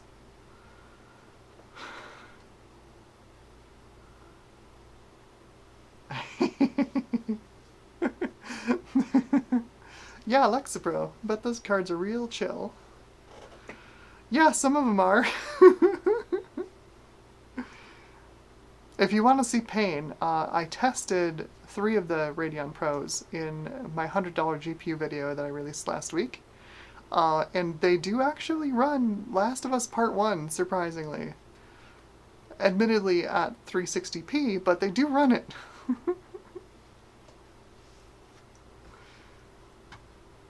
This is the first game I've ever seen where I needed to do, in order to get 720p, I needed to use FSR. Yikes. Yikes, yikes, yikes.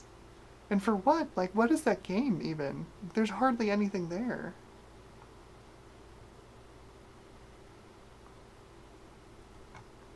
So I wonder if this Windows just figured out what it was doing and just plopped in the right driver. Let's see. I agree. WX2100 is not good enough. It is not good enough. Even the 4100 is kind of borderline these days.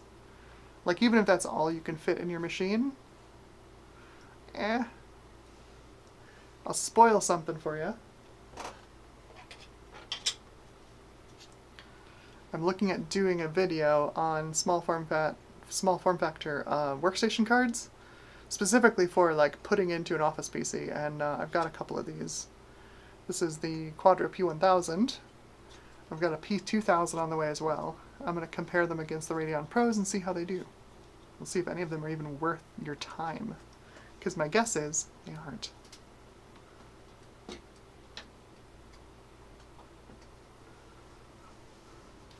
Okay, what do we got? We have the correct driver, so I'm not going to reinstall the driver. Windows figured it out. Good job, Windows. Took you a little while, but you got there. So let's fire up Baldur's Gate 3. The blazing speed of the GT420.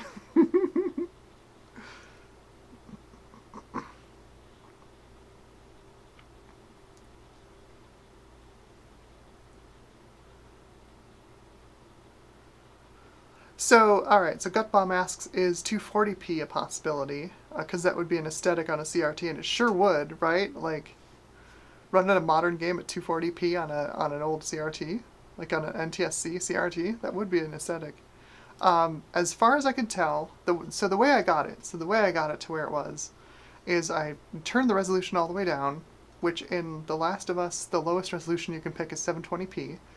And then they've got a resolution slider, like they've got a static, you can do the upscaling or whatever, but then there's also a static resolution slider. So 100% is your render resolution, and then you can drop it down. The lowest that'll go is 50%. So 720p, 50% res scale is 360p. And that is what it took to run Last of Us on basically all the Polaris cards, because I was targeting 60 FPS.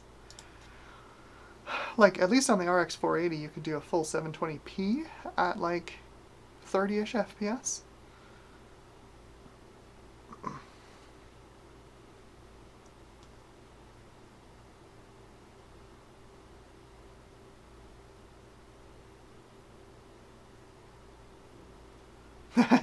David Starbuck says those P1000 cards are great to slap in your Plex server. Actually, fun fact, all of the Quadro P series use GP107 as their die, so they all still have a full NVENC implementation on them. So even all the way down to the P400, you can throw in your Plex server and use as an NVIDIA encoder, a hardware encoder. I know because I have one in mine. It's not a great time if you want to do accelerated graphics. It's basically the performance level of a GT 1010. Bet you didn't know that card existed. It's real slow. But yeah, like the P600, P620, P1000, they're all the same small form factor size. And they're around the level of like GT 1030, slightly faster, slightly slower than a 1050 type of performance levels. Should be interesting to see. The P1000 is really the one I'm really curious about, and it's not that cheap. Like, I can't recommend it. It's like $150 for the P2000, but it's like the WX5100 in that it doesn't quite align with any other cards in the stack, like in the consumer stack, because it's halfway between like a 1050 Ti and a 1060, and oh, that's slow. Oh my, that's very slow. 3 FPS on the loading screen. This is going well. we don't even have a, oh geez. If you look at Afterburner here, we don't even have GPU numbers for Afterburner. Oh no. Oh no. This is bad.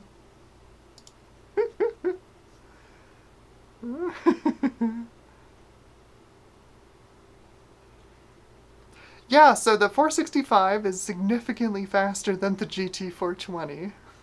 Significantly faster.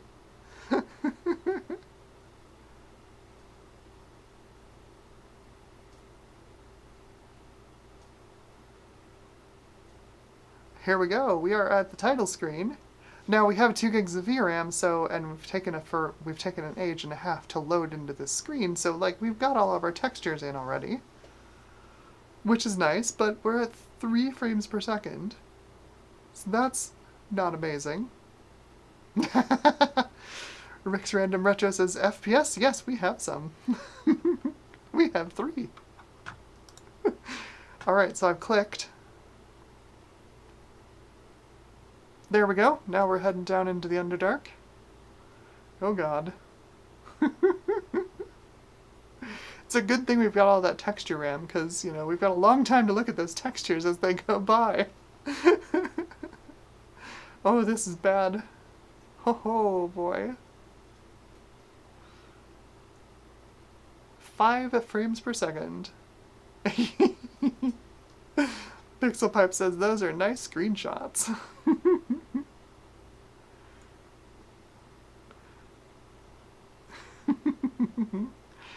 Oh boy.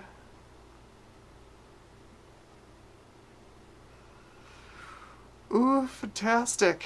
This is oof-tastic. Well, let's just hit continue. Click. There we go. Oh boy. We'll see what we have to do to make this, you know, at least somewhat playable. At least it's quiet. The nice part about a GPU that's not powerful is it doesn't need to be cooled much. Yeah, right? Garth says, I like how the GPU monitoring isn't even working. You know what it's saying. You don't even have to... Afterburner's like, I don't even have to print it on there. You know what it's saying. 100% pegged all the time.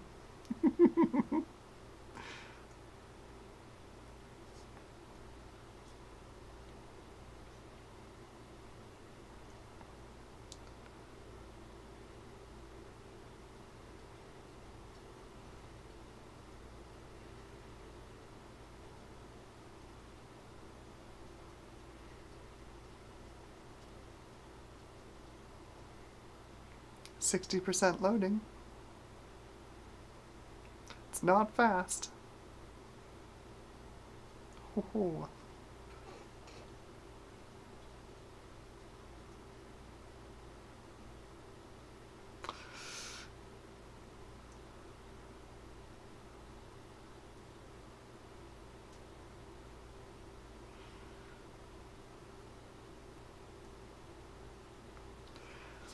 Yeah, Harney Barrow says, I'm still mad to have bought a Radeon Pro just 3 months before NVIDIA finally upped priority on their Linux drivers, and yeah, it really sucks. It really sucks. Because, like, for the longest time, like, your best bet on Linux was to, you know, use an AMD card, because the drivers were so much better.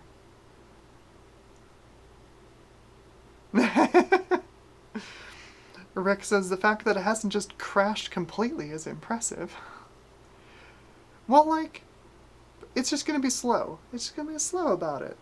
It's got more VRAM than the last card. It just has like a tenth of the shaders. It's fine.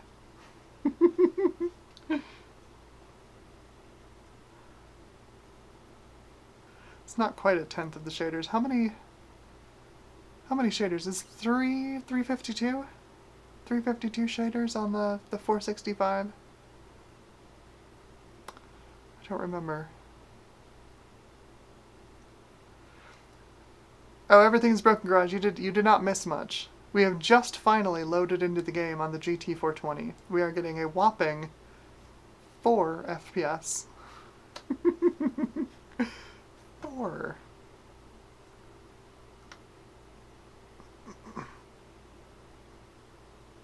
You can see how long it takes between when I move my mouse and the game responds.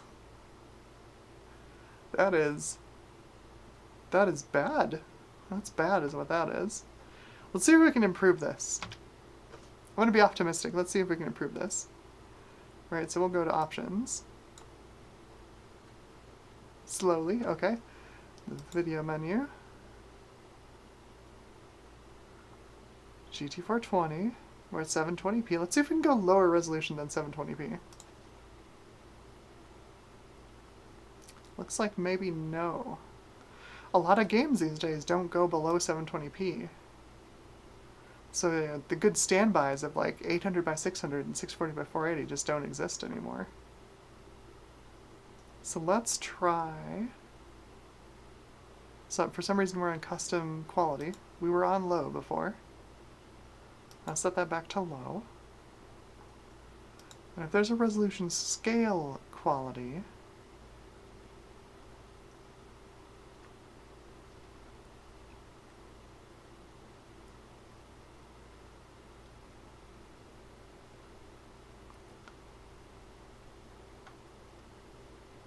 FSR 1.0, SMAA. So that's why this doesn't work on the 5870. That's why it actually needs DX12, because it uses FSR or has FSR available. That's interesting. So, do we have... Not seeing an option for like resolution scale. What is down here at the bottom of this menu? Subsurface scattering, God rays, depth of field quality. Yeah, no, there's no resolution scale. 720p is as low as we can take it. at least through the menus.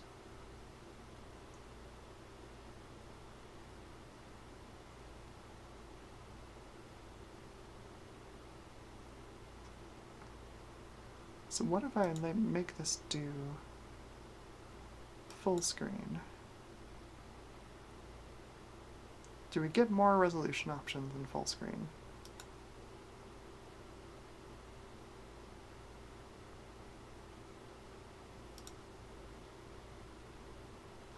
No.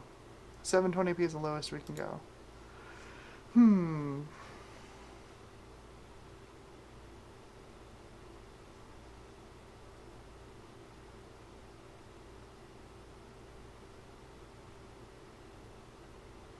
Yeah, I'm not seeing a resolution scaler, unfortunately.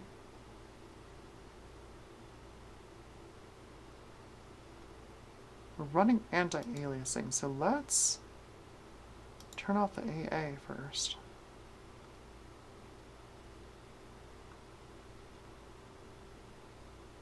I wonder, maybe if we run FSR 1.0. That might be our only way to scale it. Performance.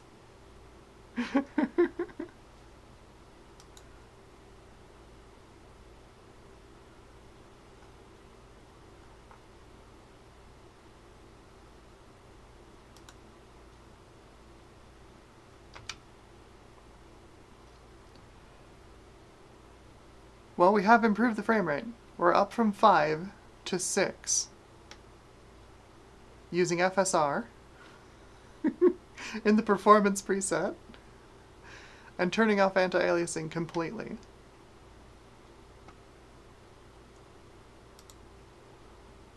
Woof.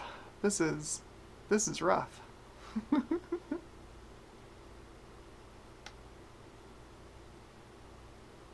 All my companions just teleport over there. They're like, we're not waiting for you. Not waiting for you and your GT 420.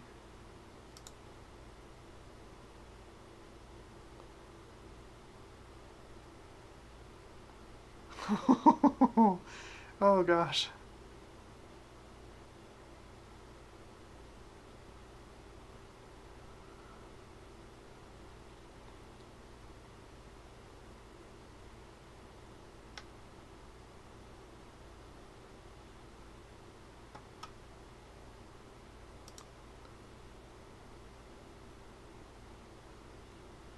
The thing about it is that it's remarkably coherent. Like, all the stuff that should be there is there. It's just slow. I'm kind of impressed, honestly.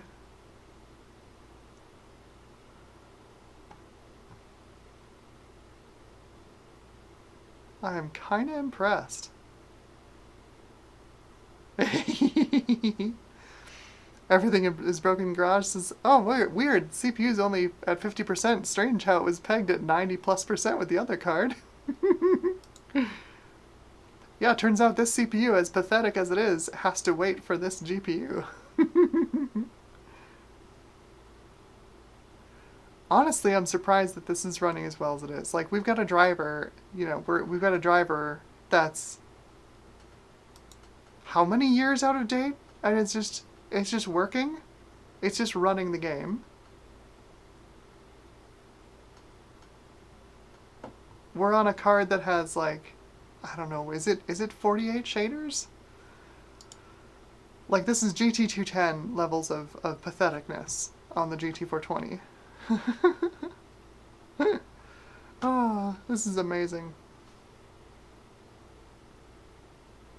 I wonder. I kind of want to try the 780 Ti.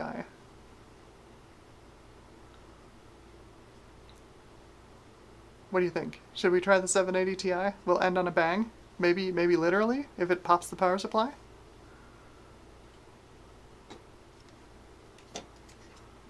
What do you think? We end on the 780 Ti or what?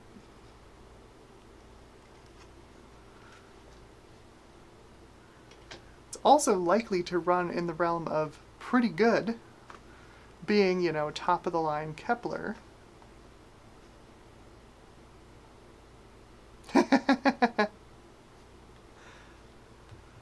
Garth Beagle says, I think that means that the game is coded well.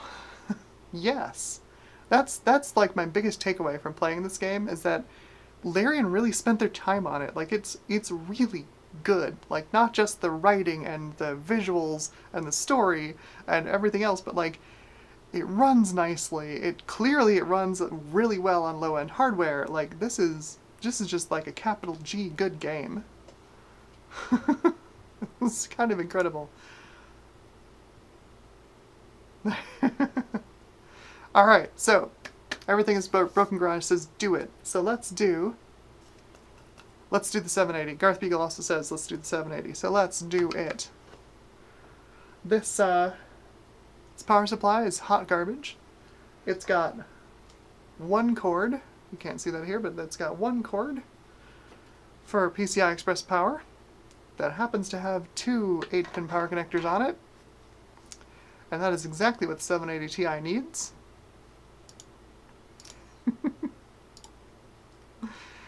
Alright, let's pop this thing offline and give it some good trouble. Okay, switch over to the desk cam. There you go. Hot swap the cards, I dare you. Honestly, I've got a couple of extra like via AGP motherboards that I really don't care about. They're really low performance. I'm probably gonna pull an AGP card. I'm gonna try it this year. Pull an AGP card while it's running. I have this thing, the Sony ZV-1.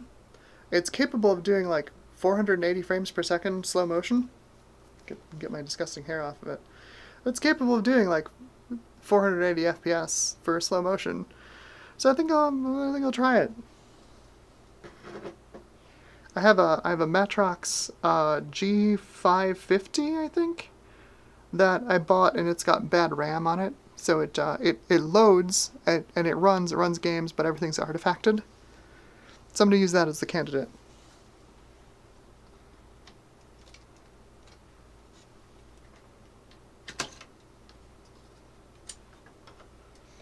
Figure I'll throw it in. I've got like 3 extra Pentium 3 450s just sitting around. I'll throw one of those on there. Run some Quake 3 on it. And then just pull the card while it's running and see what happens.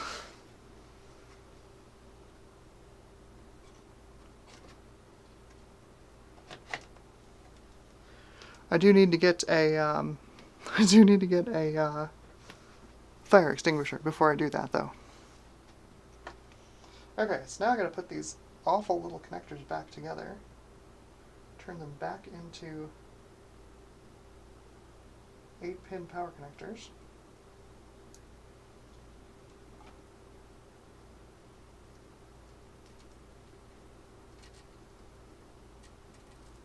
Oh my god, come on.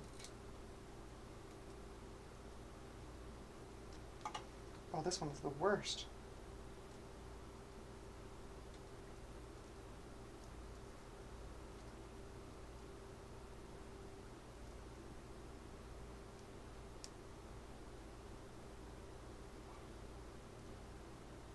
Hey, there we go. Oh yeah, this will be fine. Totally safe. No issues.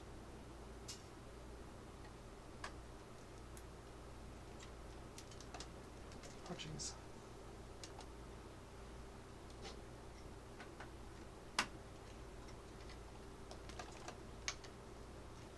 Okay.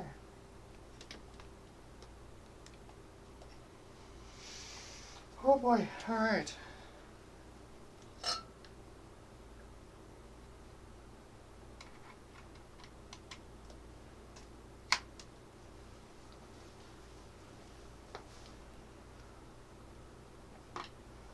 I'm not super worried. Like, I don't think we're going to hit the 100% utilization on this GPU. Not with the CPU we've got.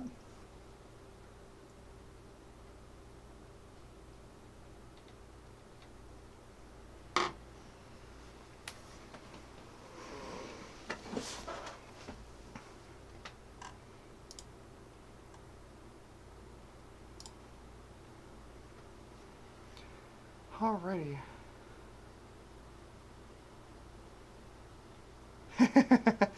David Starbucks says, as long as that power supply is over 450 watts, you'll be fine. It's 500 watts. This is not my typical GPU test rig power supply. Like I use a pretty decent quality EVGA power supply for that machine. That's not that.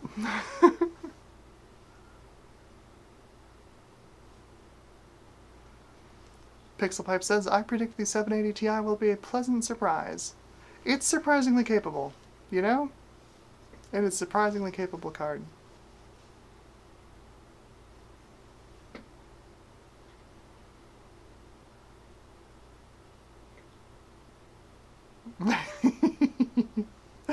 David Starbucks says, I hot swapped cards on one of my mining rigs once by accident. There was some sparkles, but nothing died. You, sir, got lucky. That's called getting lucky. Okay, so we've got a Fermi driver in here. I think I've got a Kepler driver. I don't have a Kepler driver downloaded. We'll go grab a Kepler driver real quick.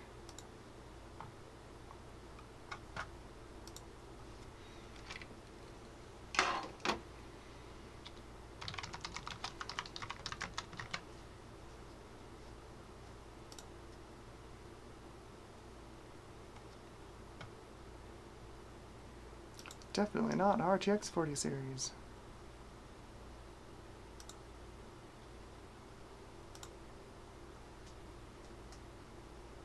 .44. Oh no! Garth says I accidentally pulled an AGP card out of a Power Mac G4 that was turned on. Yikes!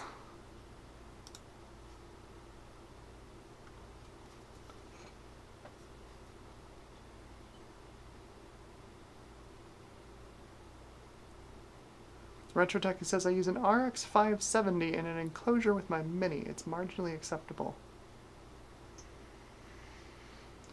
Yeah, so on my $100 GPU video, I did test an RX 590 GME, which is basically an RX 580, and I was surprised at how much more capable, you know, the Polaris refresh was versus my RX 480. It was pretty quick, honestly. Like it's around the level of like a 5500 XT, which really surprised me. I was not expecting it to be that fast. As I said in my video, I'd almost recommend it because it's a pretty good price nowadays, except that it's Polaris, and when is AMD going to drop driver support for Polaris? Who knows? You know, like nobody knows when AMD is going to do it. If you only need a card for a year, though, probably not a bad idea. Windows is installing a driver on the background. Now let's see what driver it installed on us. If I put in 391.51, that'd be funny. It would technically work.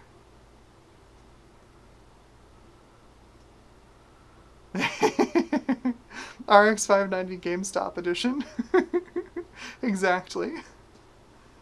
It has nothing in common with the RX 590, but they called it a 590 anyway. It did. Windows Auto installed 391.35. That's fine. I'm gonna move that over to there. I don't know why I'm bothering to keep this organized, because this machine's gonna get nuked as soon as this stream is over. I gotta make way for my cheap Ryzen video. I've got a lot of testing to do. Lots and lots of testing.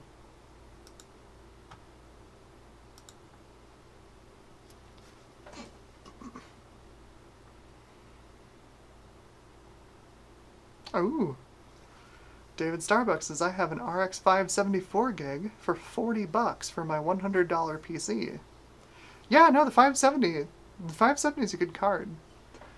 It's the whole 500 series. The thing that differentiated it from the 400 series is like they all got clock bumps, and that's like exactly what GCN needed. Honestly, was some more clocks. They've got enough shaders, right? Like the 570 is like 2048 shaders, and that's plenty, honestly, for like mid-level gaming. You put in a clock bump and it does great. It does just fine.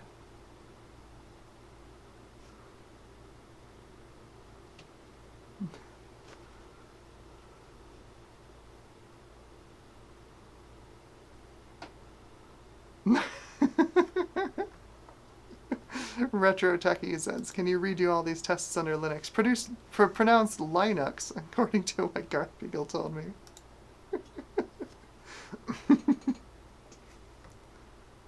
You know, it's actually called GNU/Linux.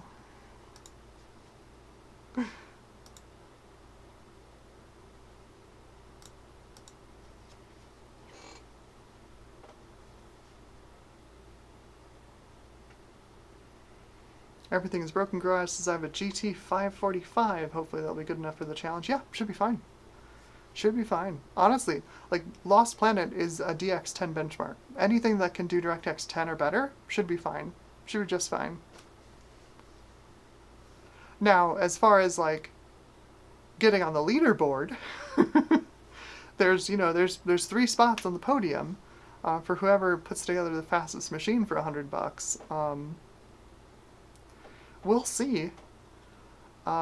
Micah won last year, I believe, because he put together because he managed to get like an X Mining 1080 Ti that had, I think, like 1 broken DisplayPort on it, and that thing just crushed. It just crushed everything.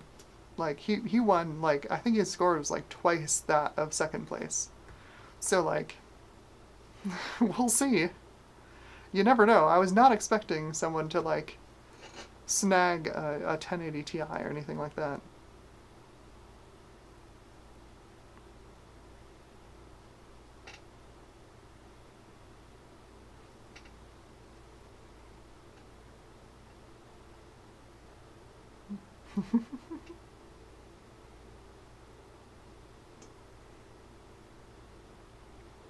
Garth Beagle says, is there an award for the laziest contribution? So last year was the first year that I ran the challenge, right? And I was only planning to do, like, maybe a runner-up and, like, the 3 podium spaces. And what ended up happening, because of course, you run one of these, you put this out there, and then, people do whatever they want to do. Someone that I knew submitted a build that was literally like a PC picked out of the trash, clearly abused and, like, partially broken, and they still got it to work, and they were still able to submit it as a challenge to the as an entry to the challenge.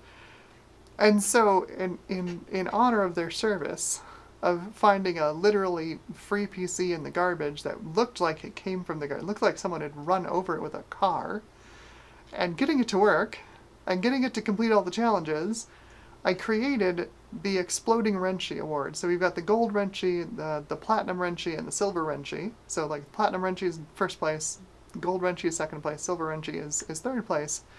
And then the Exploding Wrenchy is, for the wild card, the most ridiculous system that gets submitted. And I will tell you, competition for the Exploding Wrenchy is hotter than competition for the podium spots at this point, honestly. Like, I know of at least 3 people who are putting together systems vying for the slowest or the most cursed or some combination thereof, trying to get the Exploding Wrenchy Award. Just FYI.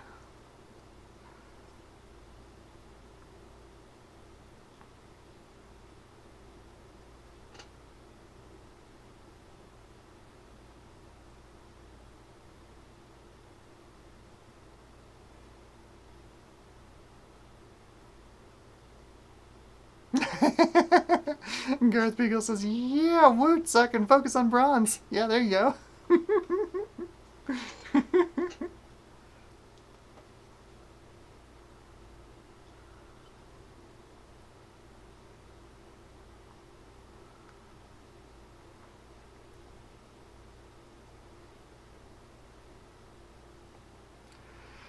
So I watched that Iceberg Tech video too.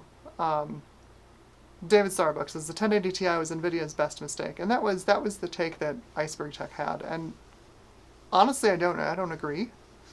I mean, sure, from a particular perspective, a particular cynical perspective, NVIDIA wants to sell you a new graphics card every year or two, which, we're clearly seeing right now with, none of their cards being particularly compelling, and clearly not able to handle, high render output loads. So definitely not going to be viable in the future for very long. Honestly, my take on Pascal, the whole generation, Pascal was the last time NVIDIA tried. Honestly. Like, Pascal was the last time NVIDIA tried to make a good GPU, right? Like, ostensibly, their purpose in existing is to make good GPUs. Now, of course, obviously, they're a capitalist company. Their actual purpose for existing is, to create shareholder value, which is not done by making the best products. It's by making the most easily replaced and bought products. But, like, my opinion is that Pascal was the last time NVIDIA actually, gave a shit. This is the last time they tried to, make a good GPU. I'd almost say the same for Turing. Like, if Turing wasn't affected by the bad RAM that a lot of the cards got saddled with, like, Turing is also a terrific architecture, honestly. Like, Turing shaders, if you look at a 2060 is about the same performance level, especially 2060 12 gig. It's about the same performance level as a 3050. It's actually a little bit faster. But the 3050 is like twice the number of shaders. They both run at about the same clock speeds, and the 3050 Ampere needs twice as many shaders to do what Turing can do. Like, Turing is a phenomenal architecture. It just got saddled with, Samsung 12 nanometer and or was it TSMC 12 nanometer? It was a bad process node, and they got some really bad RAM out of Samsung and SK Hynix and whomever, which is sad because otherwise it was a pretty decent generation. But Pascal, we got lucky, honestly, with Pascal. We got lucky. NVIDIA, actually tried, and they made a good GPU architecture. And they put the boards together, and their AIBs put the boards together, and nothing went wrong, terribly wrong. There weren't any weird controversies like the 970 with the 3.5 gigs of VRAM. There weren't any, no VRAM issues like the 20 series. We got lucky. We got a good GPU series out of NVIDIA that year for that generation. Was it a mistake? Sure. I mean, you can think of it that way. Honestly, I think that was when NVIDIA died, basically. That was the last time they made a decent GPU architecture. When the whole industry was stuck on 28 nanometer, right, because nobody could get 16 nanometer to work right, and AMD was floundering because GCN was built depending on process shrinks, regular process shrinks, and GCN was just stalling out because it was stuck at 28 nanometer. NVIDIA went back to the drawing board and they redesigned their architecture. They took Kepler and they redesigned it into Maxwell and gained a huge amount of efficiency with no process node shrink. And then they took that and they went one step further with Pascal and got a process node shrink out of it. That's part of why Pascal was so good. It was the last time NVIDIA tried.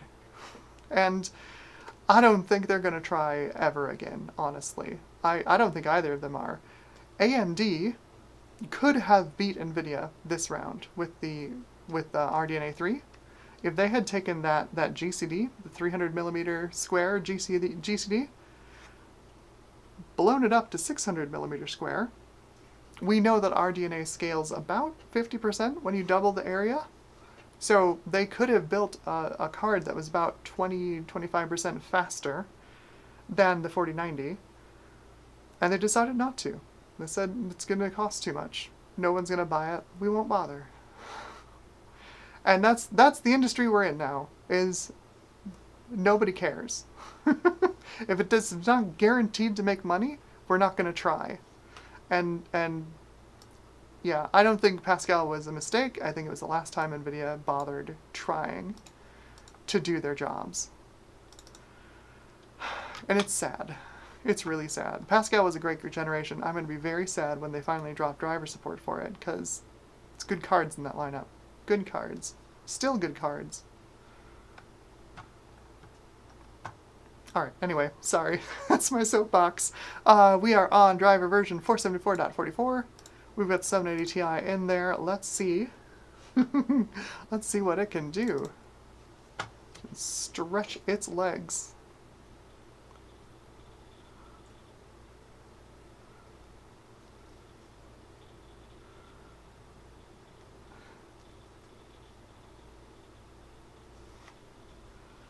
Ooh, look at that. Look at that. We finally get a driver warning error. It's finally like, wait a second, I recognize this driver version. This is old.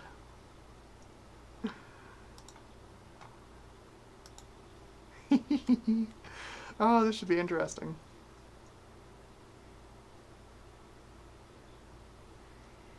Yeah, no, exactly. Gut Bomb says that's the reason the 1060 is still really high up in the Steam survey. You're absolutely right. Like it's still a super viable, like these days low end card, but like it's still super viable.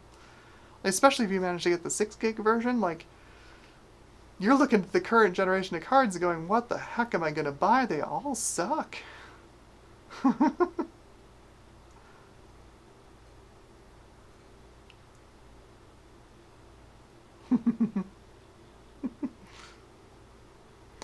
Charlotte Thorne, welcome to the stream. You have joined a computer crime currently in progress. We are just wrapping up torture testing Baldur's Gate 3 on old GPUs. You can probably rewind the playhead a little bit and see what it looks like on a GT 420. Yikes! But we're gonna end this session on a high note. I've got a GTX 780 Ti in the test bench, and we are gonna see if we can make this thing sing. Hopefully not literally. So far, the coil whine has been pretty acceptable. No real issues there.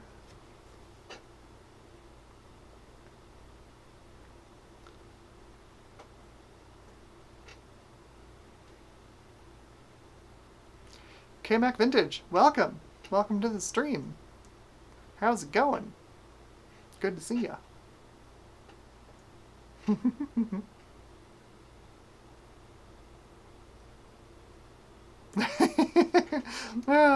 Pixel Pipe says, for real, where did the Saturn controller port go on the Riva 128? Totally lame.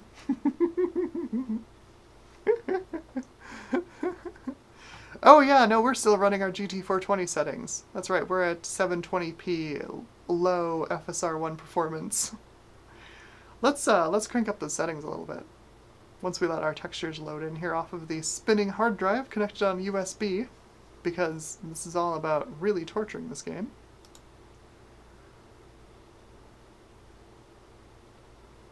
Alright. Get into the menus here. Opciones, video. We'll do 720p. I'll turn off the res scale. Oh, there we go. FSR, off. And let's do...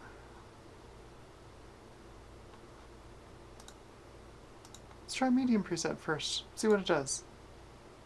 There's 720p medium. That's a pretty solid 60 FPS. Let's get into the game and see what we can make this thing do. Maybe it can do it at 1080p. That'd be kind of cool. David Starbucks says, rats are full speed now.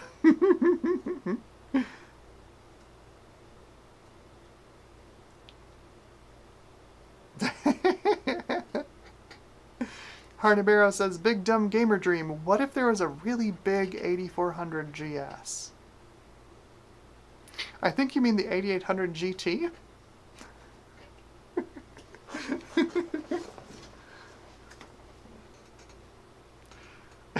720p, the gamer resolution. Oh yeah. Well, remember, with this CPU, Like, the most we were seeing in-game was like 35 FPS. Unfortunately, for whatever reason, Afterburners decided to not give us monitoring. You know what? I bet I know why. Because I didn't reboot after it installed drivers. So Afterburners probably confused. I bet that's what's up. I bet that's what's up.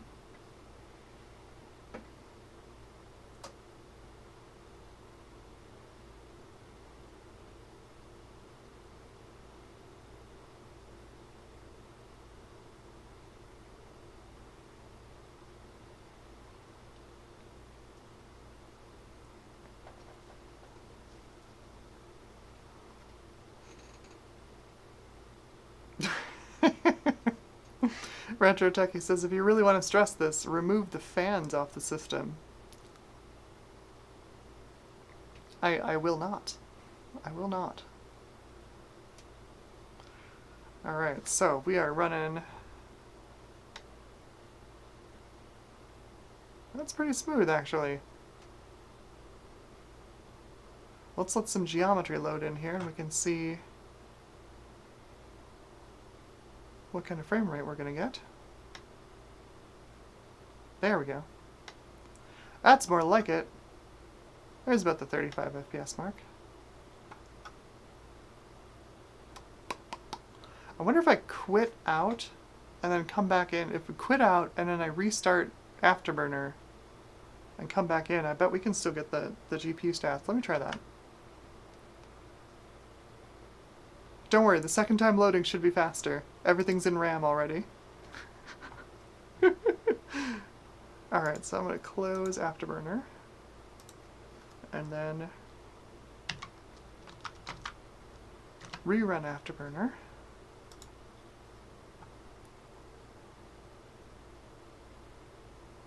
Okay, there's a Riva Tuner statistics server. Start Baldur's Gate 3 again. I'm gunning for 1080p. I think we can get there. I think we can get the 780 Ti to do 1080p.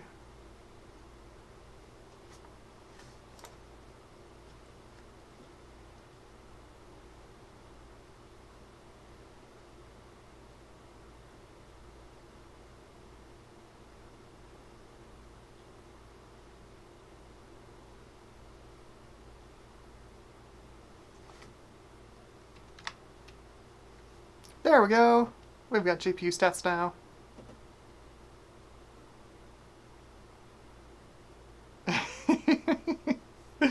Retro Techie says, Afterburner is a great game. You should get a console out and play it while we wait.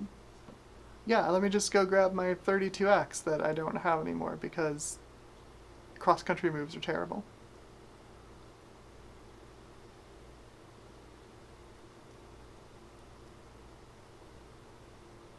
That was such a great port of Afterburner on 32X. God, that was so good. Okay, like I said, second time around, loading is fine. Because everything's already in RAM. It's not actually reloading it off the hard drive. Alright, so we'll continue. This should be much quicker to load.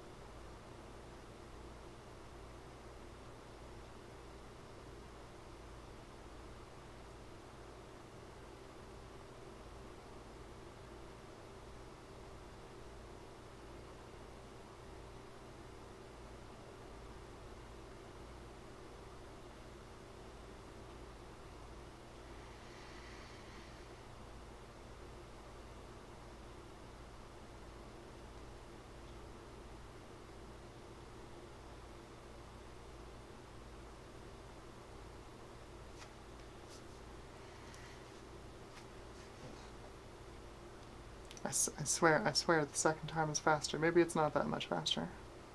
Hey, look at that, everything's loaded in already. See? You know, it all comes out of the RAM. All the disk cache in the RAM. Okay, so, yeah, we're looking at the pretty standard 30-ish FPS that this CPU gives us. We've got plenty of overhead on the GPU. We're only at 60% GPU utilization, so let's push this up to 1080p. Video, 1080p. There we go.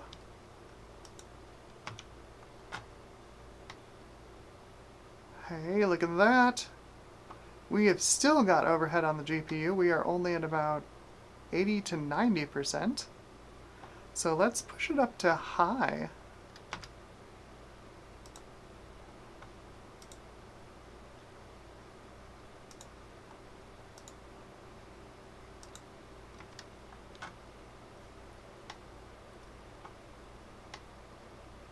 There we go.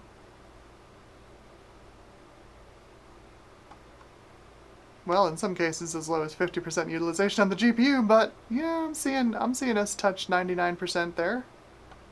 Look at that. 780 Ti still got it. What a killer GPU.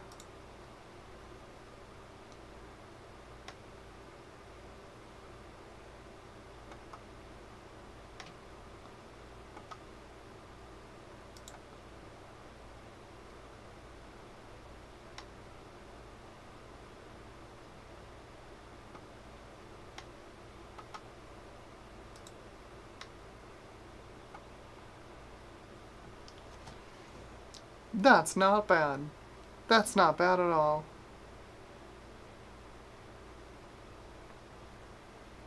And yes, Nathan was 100% correct. The 780 Ti is a pleasant surprise. Yeah, no, it's not a bad GPU. It's they threw a lot of CUDA cores at this thing. They really did. And it pays off. Nice. Well, there you go. That is, I guess, moral of the story for this stream is Larian did their homework, and Baldur's Gate 3 is super well optimized, turns out. It just works on a whole range of really old GPUs that it really shouldn't work on. But they might not be kidding when they say FX 8350 is a minimum spec. That might be they might be right on that one, considering we have been pegging the CPU at 100% for most of these cards. So anyway, that is Baldur's Gate, with a pleasant surprise at the end. Baldur's Gate 3 on a whole bunch of awful low-end hardware. So glad everybody could join for this. It has been quite the little journey. I wasn't sure about this one when I started out. Let me switch back to... There we go. Hello. So yeah, I'm really glad everybody could join for this one. It turned out to be a lot of fun. I wasn't sure. I wrote down the spec for this stream, and I'm like, yeah, this will be great. And then over the next 2 weeks, you know, because I had the family emergency last weekend, I was like, is anybody actually gonna like this? Is this actually gonna be a fun stream? Is it gonna be enjoyable at all? Turns out I think it was. I think I had fun. I think I had fun. I had fun. I think you guys had fun. It sure seems like it, judging by the chat. It sounds like y'all had some fun in there. Again, thank you so much for joining for this stream, and I will see you next week, where I'll do, I don't know what. I haven't figured it out yet. maybe we'll design a 3D printable case for the Beige G3 next week, huh? How about that? We'll do that on stream. Yeah. Anyway, big thanks to everybody who stayed, and everybody who joined, and everybody who watched. I appreciate it, and I hope you had a great time. I hope this was entertaining and enjoyable, and I will see you in the next video and or stream. I hope you all have a great night, and be excellent to one another. Oh, and may the PC parts be ever in your favor. Good luck on those cheap PC challenge builds. I will talk to you guys later.